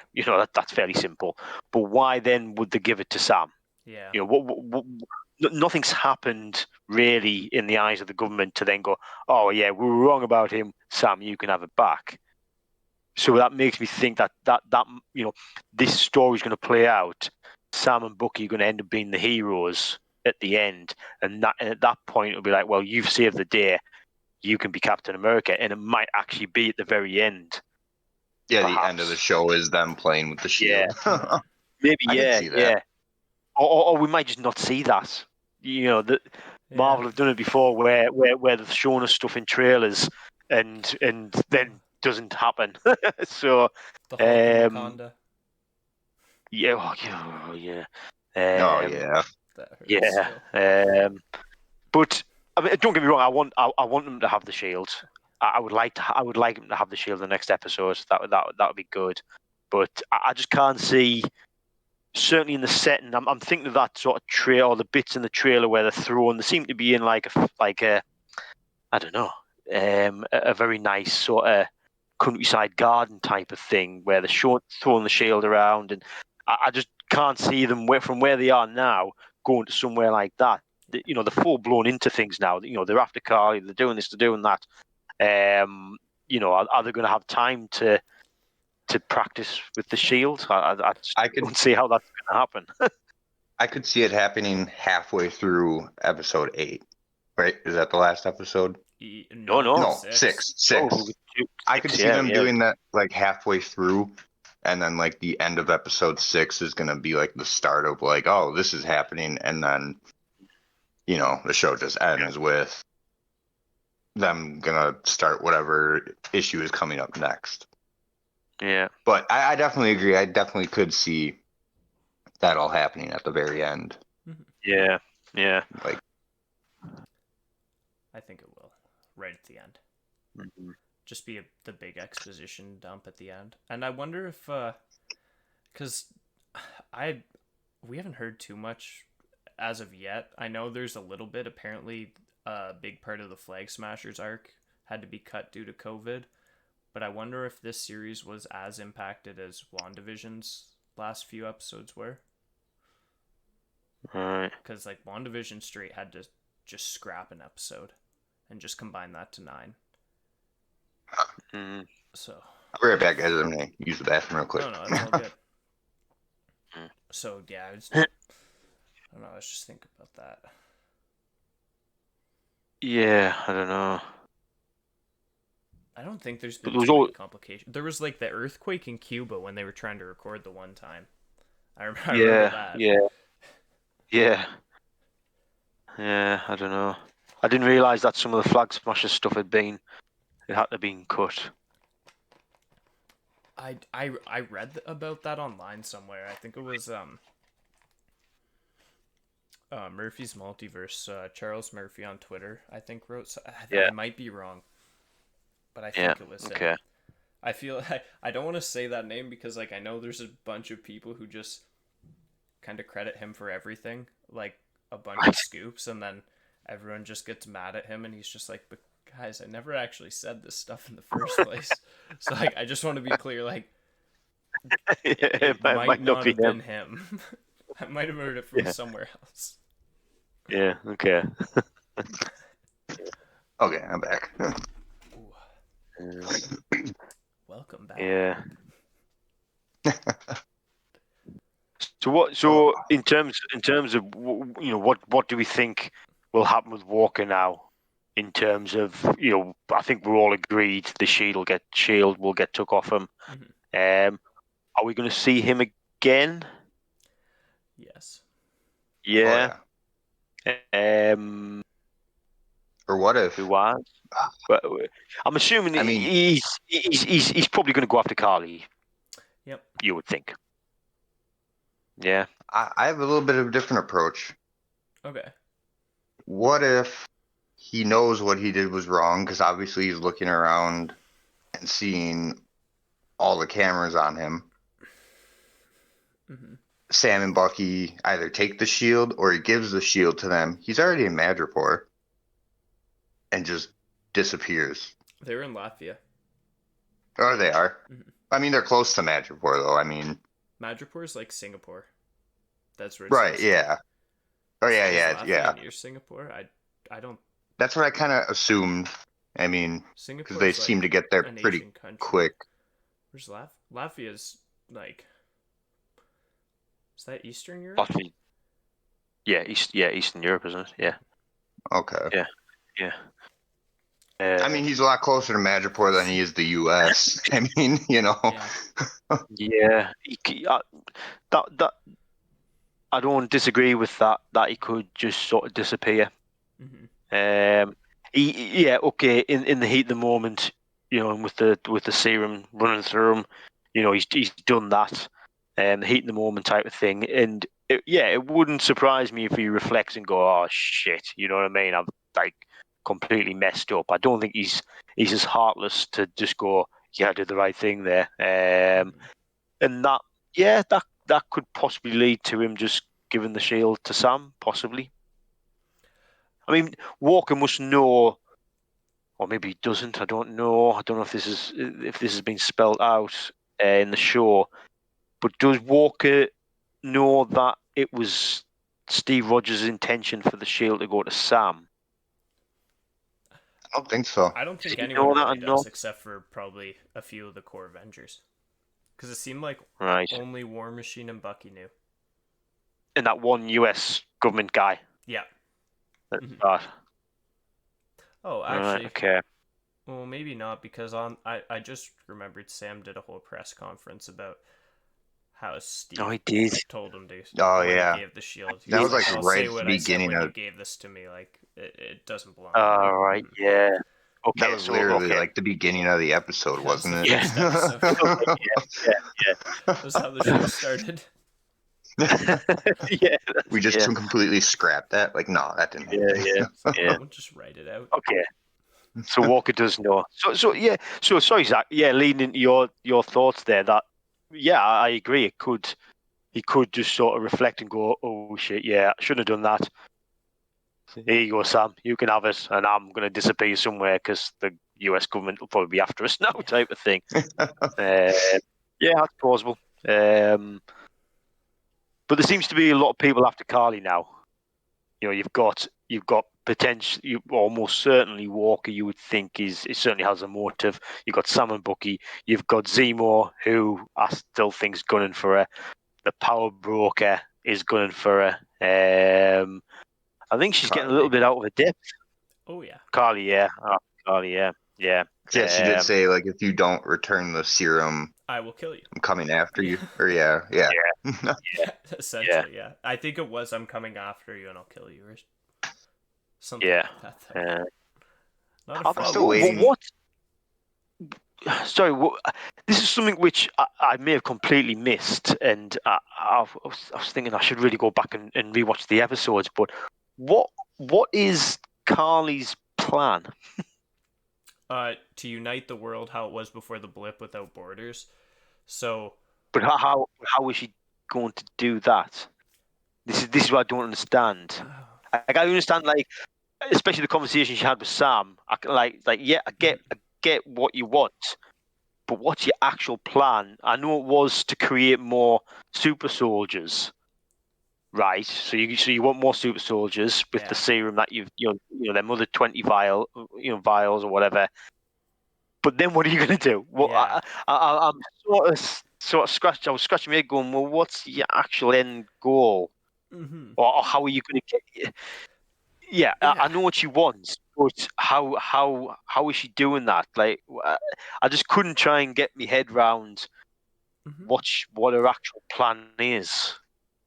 Yeah, that's a good question, actually. Yeah, Because yeah. I don't think she really even knows. Because like at She times, might not. yeah, I honestly I think you're probably right. Maybe the serum's kind of getting to her too. Like it seemed like she wanted to just help those displaced as well at first, and then it's this whole thing about Yeah. uniting the world without borders. It's like, okay, well, are you helping these displaced people, or are you trying to get rid of the world's borders? Like, yeah, I don't know. I'm a little bit confused with that as well. Yeah. Unless she's, I don't know. I mean, I don't think this is played out at all. So this is me just thinking off the top of my head. But is she maybe going to go after? Is it the GRC, Yeah, Global a repatriation. Council? I think it was. Yeah. Is she just going to? Because they're the ones that are pushing to get the borders back and everything. I think that's even said in this episode. So maybe she's just going to go and try and bring them down in some way. I don't know. Mm-hmm. Again, that's just me sort of trying to figure out a plan. That certainly hasn't been said. I wonder if that might have actually been like one of the COVID kind of arcs that got I cut was from just it. thinking that, like, And maybe that's there, and we actually just might not find out about it just because they got restricted from filming more. Right. Okay. Kind Yeah. of like the bunny from WandaVision. Because that was supposed to be a no, demon. yeah. Like, what? It's supposed to be a team. Yeah. So, like, when Oh, is it? Agatha was talking to it, saying, like, it's like now she knows who we really are. She was supposed to find out that the bunny's a demon too. All right. Yeah. Okay. That's a shame. Yeah. Oh, well. Yeah. Anyway, I hope we find out what Carly's plan actually is. Yeah. It just confused me with this.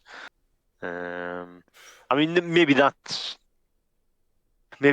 redundant now because it's all about these people going for Carly. That's how it seems to be now. That everyone's just sort of going for Carly. But Well, I can yeah, see how the rest of the show pans out. I mean, obviously the power broker is going to be after Carly. And like we said before, don't think she's the main villain of the series, or she's not the main villain of the series. Maybe she teams up with Sam and Bucky to get the power broker. Who is the main villain, though? that's a good Either question. power broker or Walker. What about Zemo? Well, I don't think so. What about the government? too likable. Maybe actually.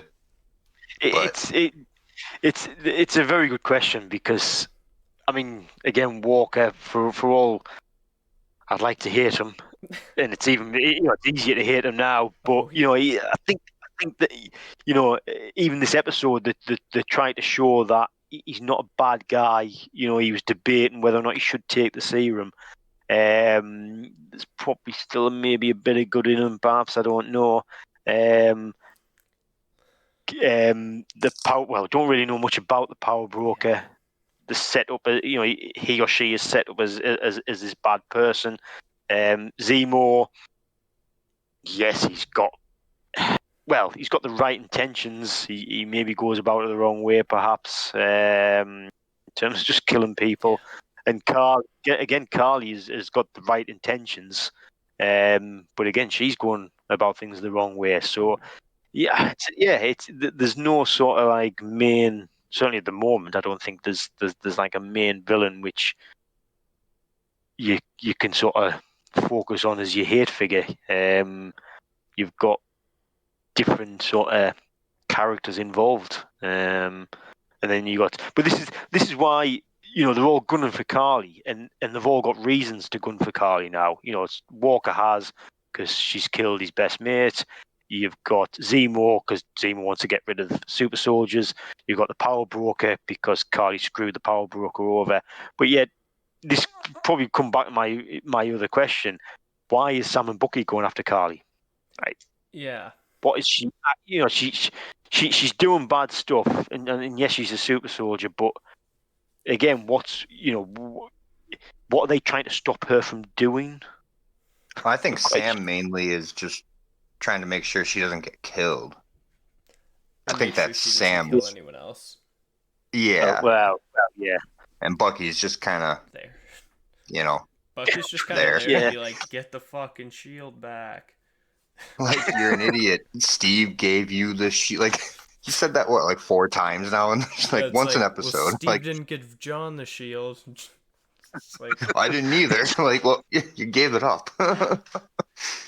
You would if you were Sam, you'd be like, "Fucking hell, Bucky." Yeah, okay. Like you've told us done how many times? Just leave it. I'm gonna tell you again until you get that shield. See, like again, I just love his humor. Like, yeah. Okay. Right. I think I'm good for things from these 2 episodes. Yeah. Oh, actually, and again, I might mention did I already mention the Madripoor website during the podcast, or was that before?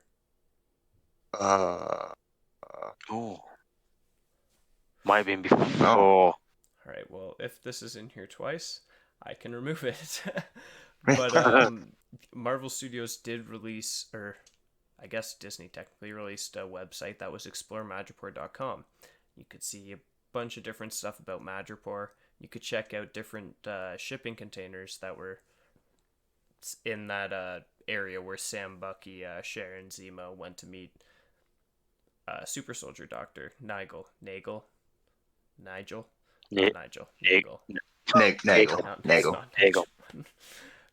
Yeah, so in there, one of the shipments was labeled as Mystique.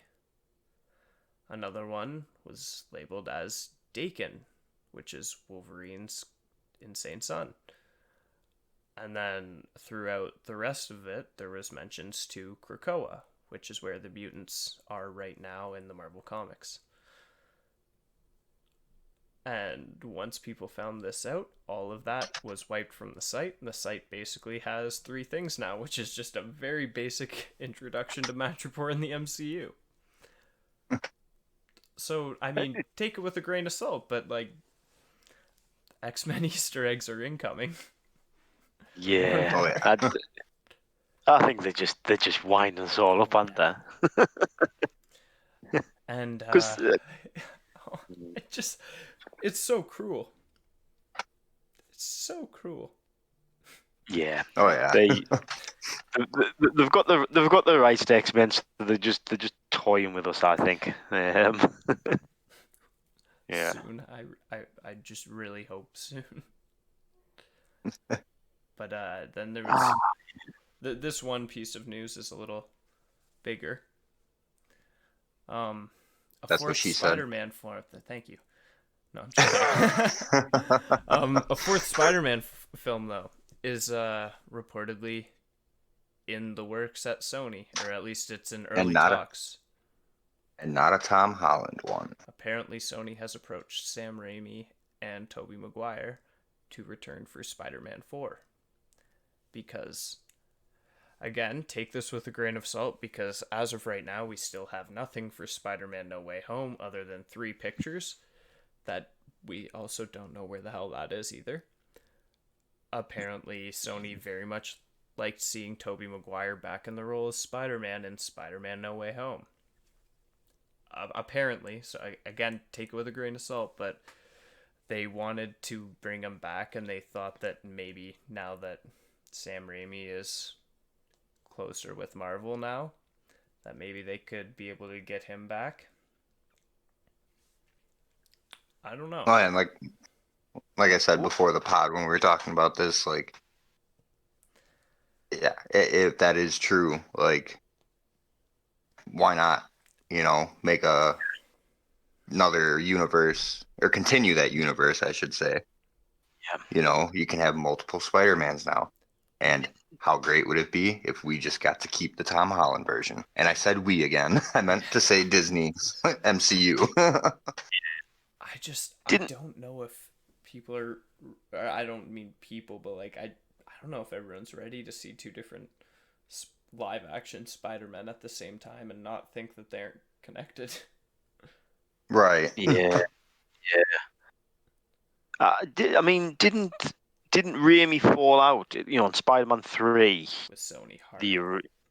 Because I think there was, as I recall from that, the studio got involved with wanting more characters in, and Raimi had always said that he didn't want multiple villains, and it turned out to have multiple villains. And it was as a higher point of Spider-Man 2, and that's still, I think, my favorite Spider-Man 2. Spider-Man 3 was horrific.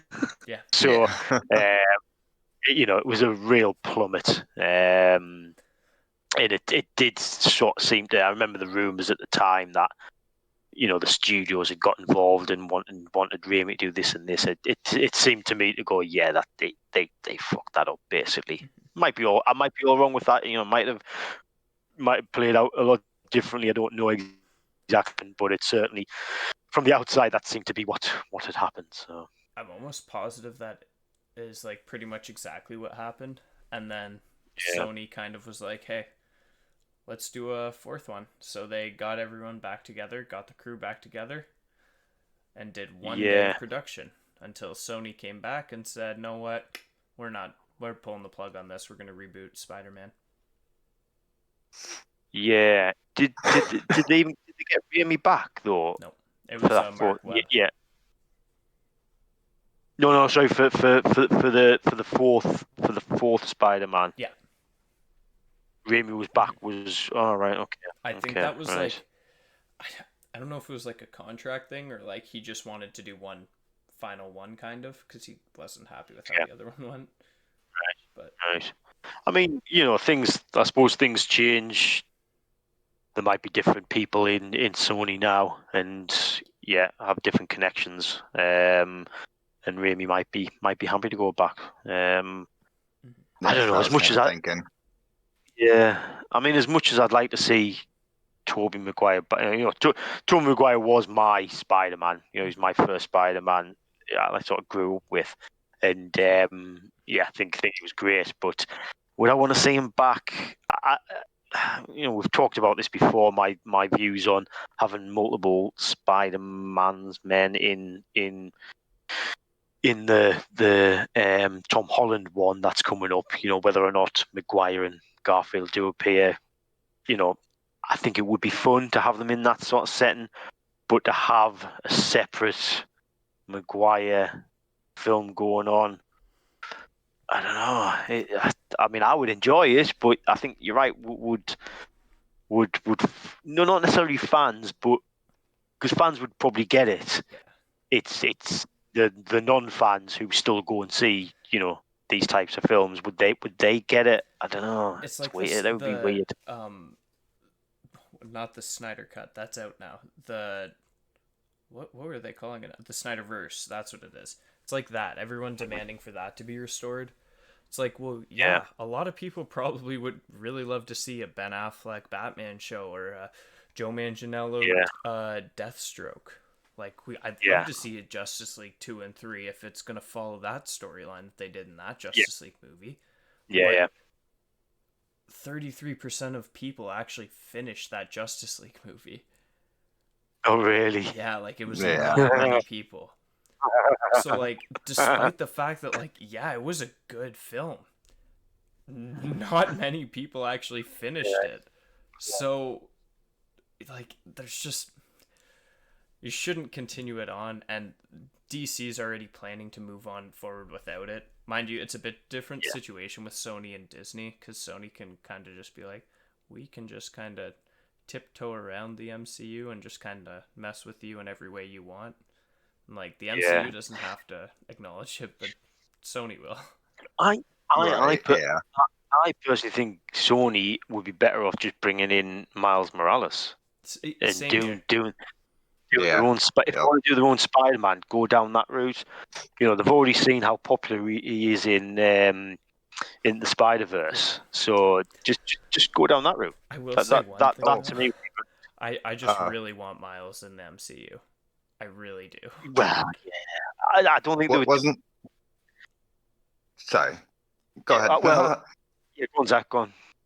I was gonna say, Tom, wasn't there additional news with that you were gonna add to with Sony and Oh yes, the Sony Netflix agreement for, I think it's the next 4 or 5 years. Every film Sony is producing will go directly to Netflix after it is done in theaters. So your first look will be on Netflix for those films. That will include all the new Spider-Man films coming out. Uncharted as well. I'm trying to think. Those I haven't been following Sony too closely, but like those are the biggest two that I've heard of. Yeah. But yeah, so all those will go directly to there, and there's been some rumors that perhaps if this deal works well for Netflix, that maybe Netflix will move in to buy Sony's film division. And if any kind of purchase of Sony happens, the rights for Spider-Man and all of his related characters automatically revert back to Marvel Studios. So, Yay! we could be very close to Marvel actually having everyone back under the same umbrella after losing them only like 30 years ago. yeah. Like, that's Come on, pretty Netflix. crazy. Do it, Netflix. Yeah, sorry if to- not Apple, come on. Someone Right. stupid. Yeah, sorry to cut you off, Chris. I just wanted to. Elon Musk, make sure you got that's money. Yeah, because Disney can't buy it because that would be a monopoly then, right? They could buy like Spider-Man on its own, but that would be it. And I think Sony's asking price as of like a few years ago, or maybe it was during the negotiations for Spider-Man, was $10 Wasn't it billion. like 6? Yeah, I was gonna say 6 billion, but wow, yeah, 10 billion. That's and like in reality, I think it's actually worth around 2-ish, including all the characters. But obviously, like, they know if Marvel Studios gets it, it will be worth 10. Oh yeah, exactly. Yeah. So yeah. But yeah, so there's that. Just to look forward to, just in case. Mind you, that's nothing at all official yet. That's all just kind of a speculation. It's similar to what a few people kind of said around 2015-16 with Disney and Fox. So take it with a grain of salt, but in a few years, if something happens, don't heard it here first. Well, heard it here first from Tom, who heard it from from Mitch and Armin, who heard it from the Hollywood Reporter, who heard it from a source that is unnamed, that works with Netflix, that also co-works with Sony, also Warner Brothers, but not DC Warner Brothers, the other division of Warner Brothers. Who heard it from Hugh Jackman, and Hugh Jackman James heard came it up from with Bugs Bunny and said Space Jam 2. Yeah. And then James Cameron filmed Titanic. The Wait, Avatar what? 2 is never coming out, in conclusion. Yeah. But, I mean, unless you guys have anything to add for the last little bit. Just quick, nothing to for sure. really get into, but I think we haven't recorded since, because I think it was last weekend. Was it the final trailer Well, I think it was the final trailer for Black Widow, but then there was another trailer release for Loki. Loki as well, yeah. Mhm. Yeah. And don't we see Lady Loki in Is it? that trailer? Is A lot of it because it people think it's looks? Nat.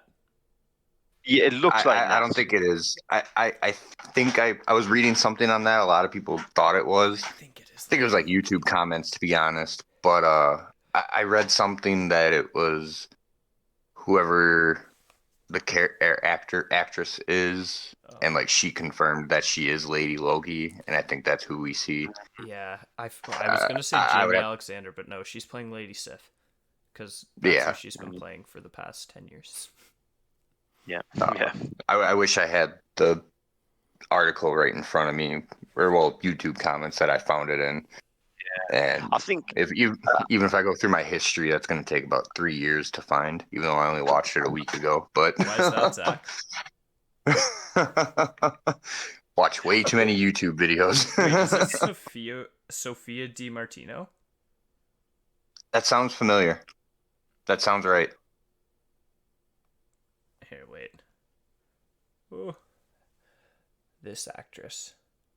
I 'Cause, believe like, so. Even the hair there, I can see that Yeah. already. Yeah. She, I think it's. Yeah, I think Rachel McAdams. I think in the trailer, it's purposely shot to make you think it's going to be Black Widow. But yeah, I'd read that it was actually going to be Lady Loki, which I'll be honest, I know nothing about. When I read it, it was like, oh, cool, great, well, Lady Loki, Yeah. right, fine. Does that have does she have the appearance of Lady Loki Yes. or not? But Yeah. it's how I think the first time they kind of introduced Lady Loki was Ragnarok happened and Loki was reborn, but as a girl this time. And Thor, Right. of course, survived Ragnarok, but then sees this new Loki, and it's just, I might be mixing up two stories, but I'm pretty sure he like kind of sees the new Loki, and he's just kind of like, what's going on here? And like he still called him brother, I'm pretty sure too. Like regardless. Like, Brilliant. Oh, that would Yeah, just be it did great happen. to see on screen. like I don't think it's anything like the Captain Britain core or like the Deadpool core, or like what they do with that, where like it's a multiverse of different Captain Britons or different Deadpools. Right, it's just more of a reincarnation. Yeah, that's what I think. Well, I mean, it's definitely. It looks like it is going to be a multiverse of it, though, just because now we have confirmation that Loki's the one who actually split the multiverse, not Wanda. Yeah. Oh, yeah, and I think it was in that trailer. Don't they show you like a graph? Of the time, It's a line split. with all the branched off. Yeah. Exactly Yeah. how the Ancient One showed us. Yep. Yes. Exactly. Which, yeah, that I was saying, I think I've said before, like, yeah, Loki branching off, taking the Tesseract, that creates so many. Just that one little him disappearing screws everything up, just in that one universe alone. Like, Yeah, I was gonna say, like, just think about that universe. They don't have the they don't have the Space Stone anymore. so Infinity War can't happen. Yeah. I mean, Thanos can still collect all the stones, but he's going to be sitting here like, where the hell is the space? It's just him searching for it nonstop. So actually, that might be the universe to go to. Yeah. Like, Infinity War can't happen. Yeah. Yeah. Poor Gamora. Is that not what in that trailer though? Is that not effectively what they're in that? Because you've removed yourself from that time period. You've messed things up.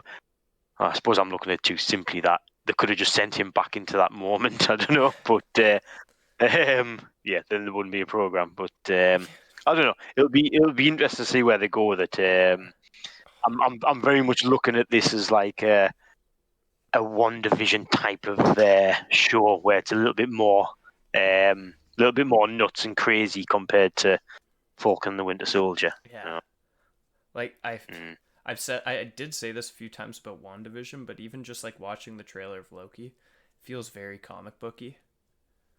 Oh yeah, Like yeah. and Yeah. not in a over the top early 2000s kind of way. Yeah. Like it feels like Yeah. they finally found that kind of we can do this like this, but also have it relate to these characters we've built for years. Yeah. I mean, this is. Yeah, I mean, these.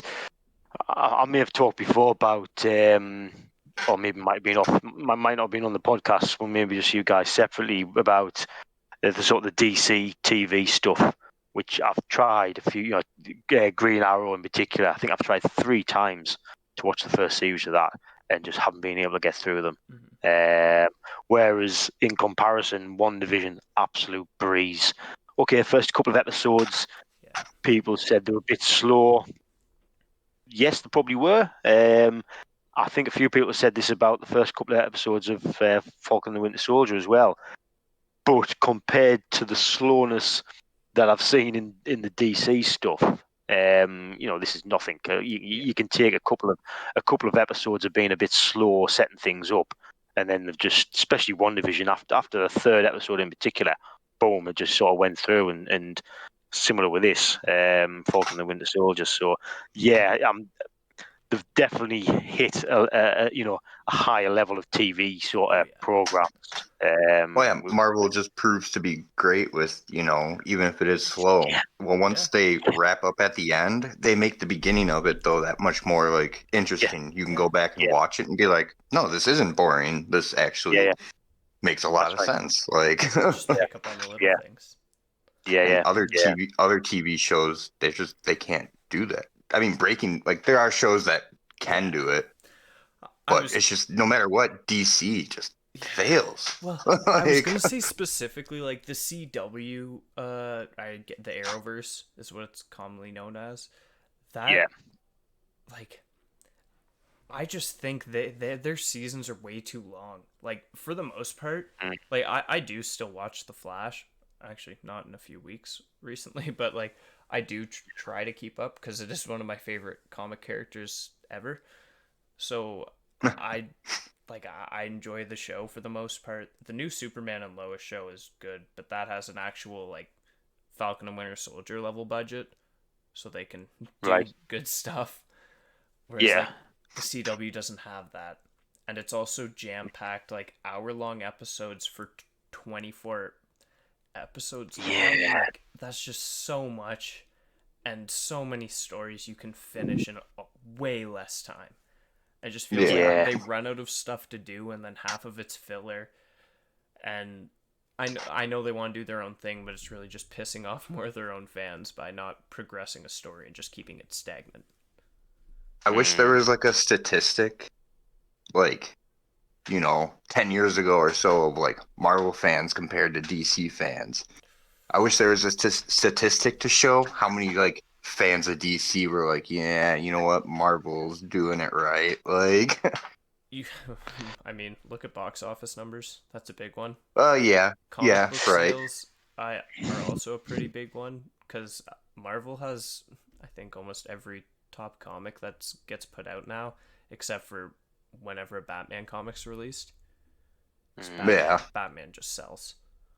I mean, that's So, DC's center stone. I mean, but still, like now, it's like Marvel, for the most part, has the upper foot on the industry.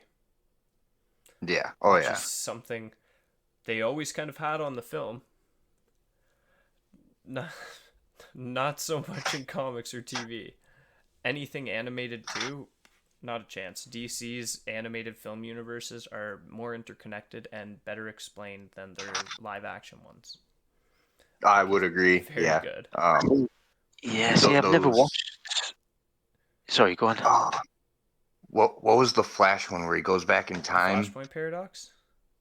I think that's the one. Mm-hmm. That was such a great animated series. And that or not series, movie. Yeah. I think it was a movie. Yeah, it was. Yeah. And like that was I loved that. There is a series of movies for that too, and I quite like. Isn't there one? The one I'm thinking of is Bruce Wayne actually gets killed and his dad becomes Batman, but he's like a murderous Batman. It's the Flashpoint. And his mom, and his mom becomes the Joker. Yeah. Yeah, that was amazing. Spoiler if you haven't seen that, but it's like 10 years old now. Yeah, it's also like an alternate reality, so mind you, that's not Marvel. So Yeah. sorry. We're getting real. We've gotten pretty off base before, but Yeah, now we're I guess on. that's what happens. I guess that's what happens when you put us on a podcast for over 2 hours. Yeah. That's all right. Well, we got everything in though. Everything, literally. Yeah, but and more. Half the movies, a little bit of DC. Yep. I will say Future TV shows. Oh, actually, one last big thing. Be very careful because there are Shang-Chi leaks out. Oh yeah. Yep. Costume leaks. There's, I believe, a plot leak out as well, from what I've seen. So be aware. And honestly, at this point, unless you're kind of looking for it, you probably won't find it. But just in case, if you see some Shang-Chi stuff, just be skeptical until we get a trailer. Totally back to episode 3. I wanted to bring this up earlier. I don't know if it was just really good timing of the release of Falcon and Winter Soldier and the movie. Sam's reference to Skull Island, Godzilla, Kong. Oh yes. And then 4 days later, the movie was released, Godzilla versus Kong. Yeah. Like, you think that's just good timing, or do you think like, Definitely oh hey, good this timing. episode's, yeah, I was gonna say otherwise, or is it like, hey, this episode's being released, let's release the movie on March 31st, Like, or something. These both were delayed over a year, right? Yeah, I think Godzilla vs. Kong was too. Yeah. I mean, have you guys seen that yet, though? Just No, but I don't say anything. I was Is it worth skeptical saying? about it, so Yeah. I was skeptical about it, so I watched everything I could on YouTube on the movie. I'm a little upset I didn't go see the movie without spoiling myself. Yeah. But I do know what happens. Mhm. Still gonna see it, but yeah, I wish I would have waited. I watched it video on demand, so I think it was the day before the new lockdown started. Me and like 2 of my friends just kind of met up and we're like, all right, let's watch this. So we just had a few drinks and watched that. It is Good. what it's advertised. It's a monster fight movie. Like the human characters, you can literally tell. Like for a few of them, the human characters just had their stuff just cut from the film because they just wanted to focus on like the monsters, because that was the biggest complaint from the first 2 Godzillas and the Kong's, not so much Kong Skull Island, but more so like the first 2 Godzillas. Yeah. It's like, Which is a shame, because didn't they get some decent actors for this movie? Like, yeah, like Millie Bobby Brown's in it. What's his name? Not Stellan Skarsgård. One of the Skarsgård brothers. yeah, I was reading something like, oh, like that was someone's biggest complaint on the movie was like, oh, you spent all this money on human characters, and like you really could have just thrown anybody in there. Oh yeah. To be honest, like, another person who was in there, the kid from Fire Fist from Deadpool 2.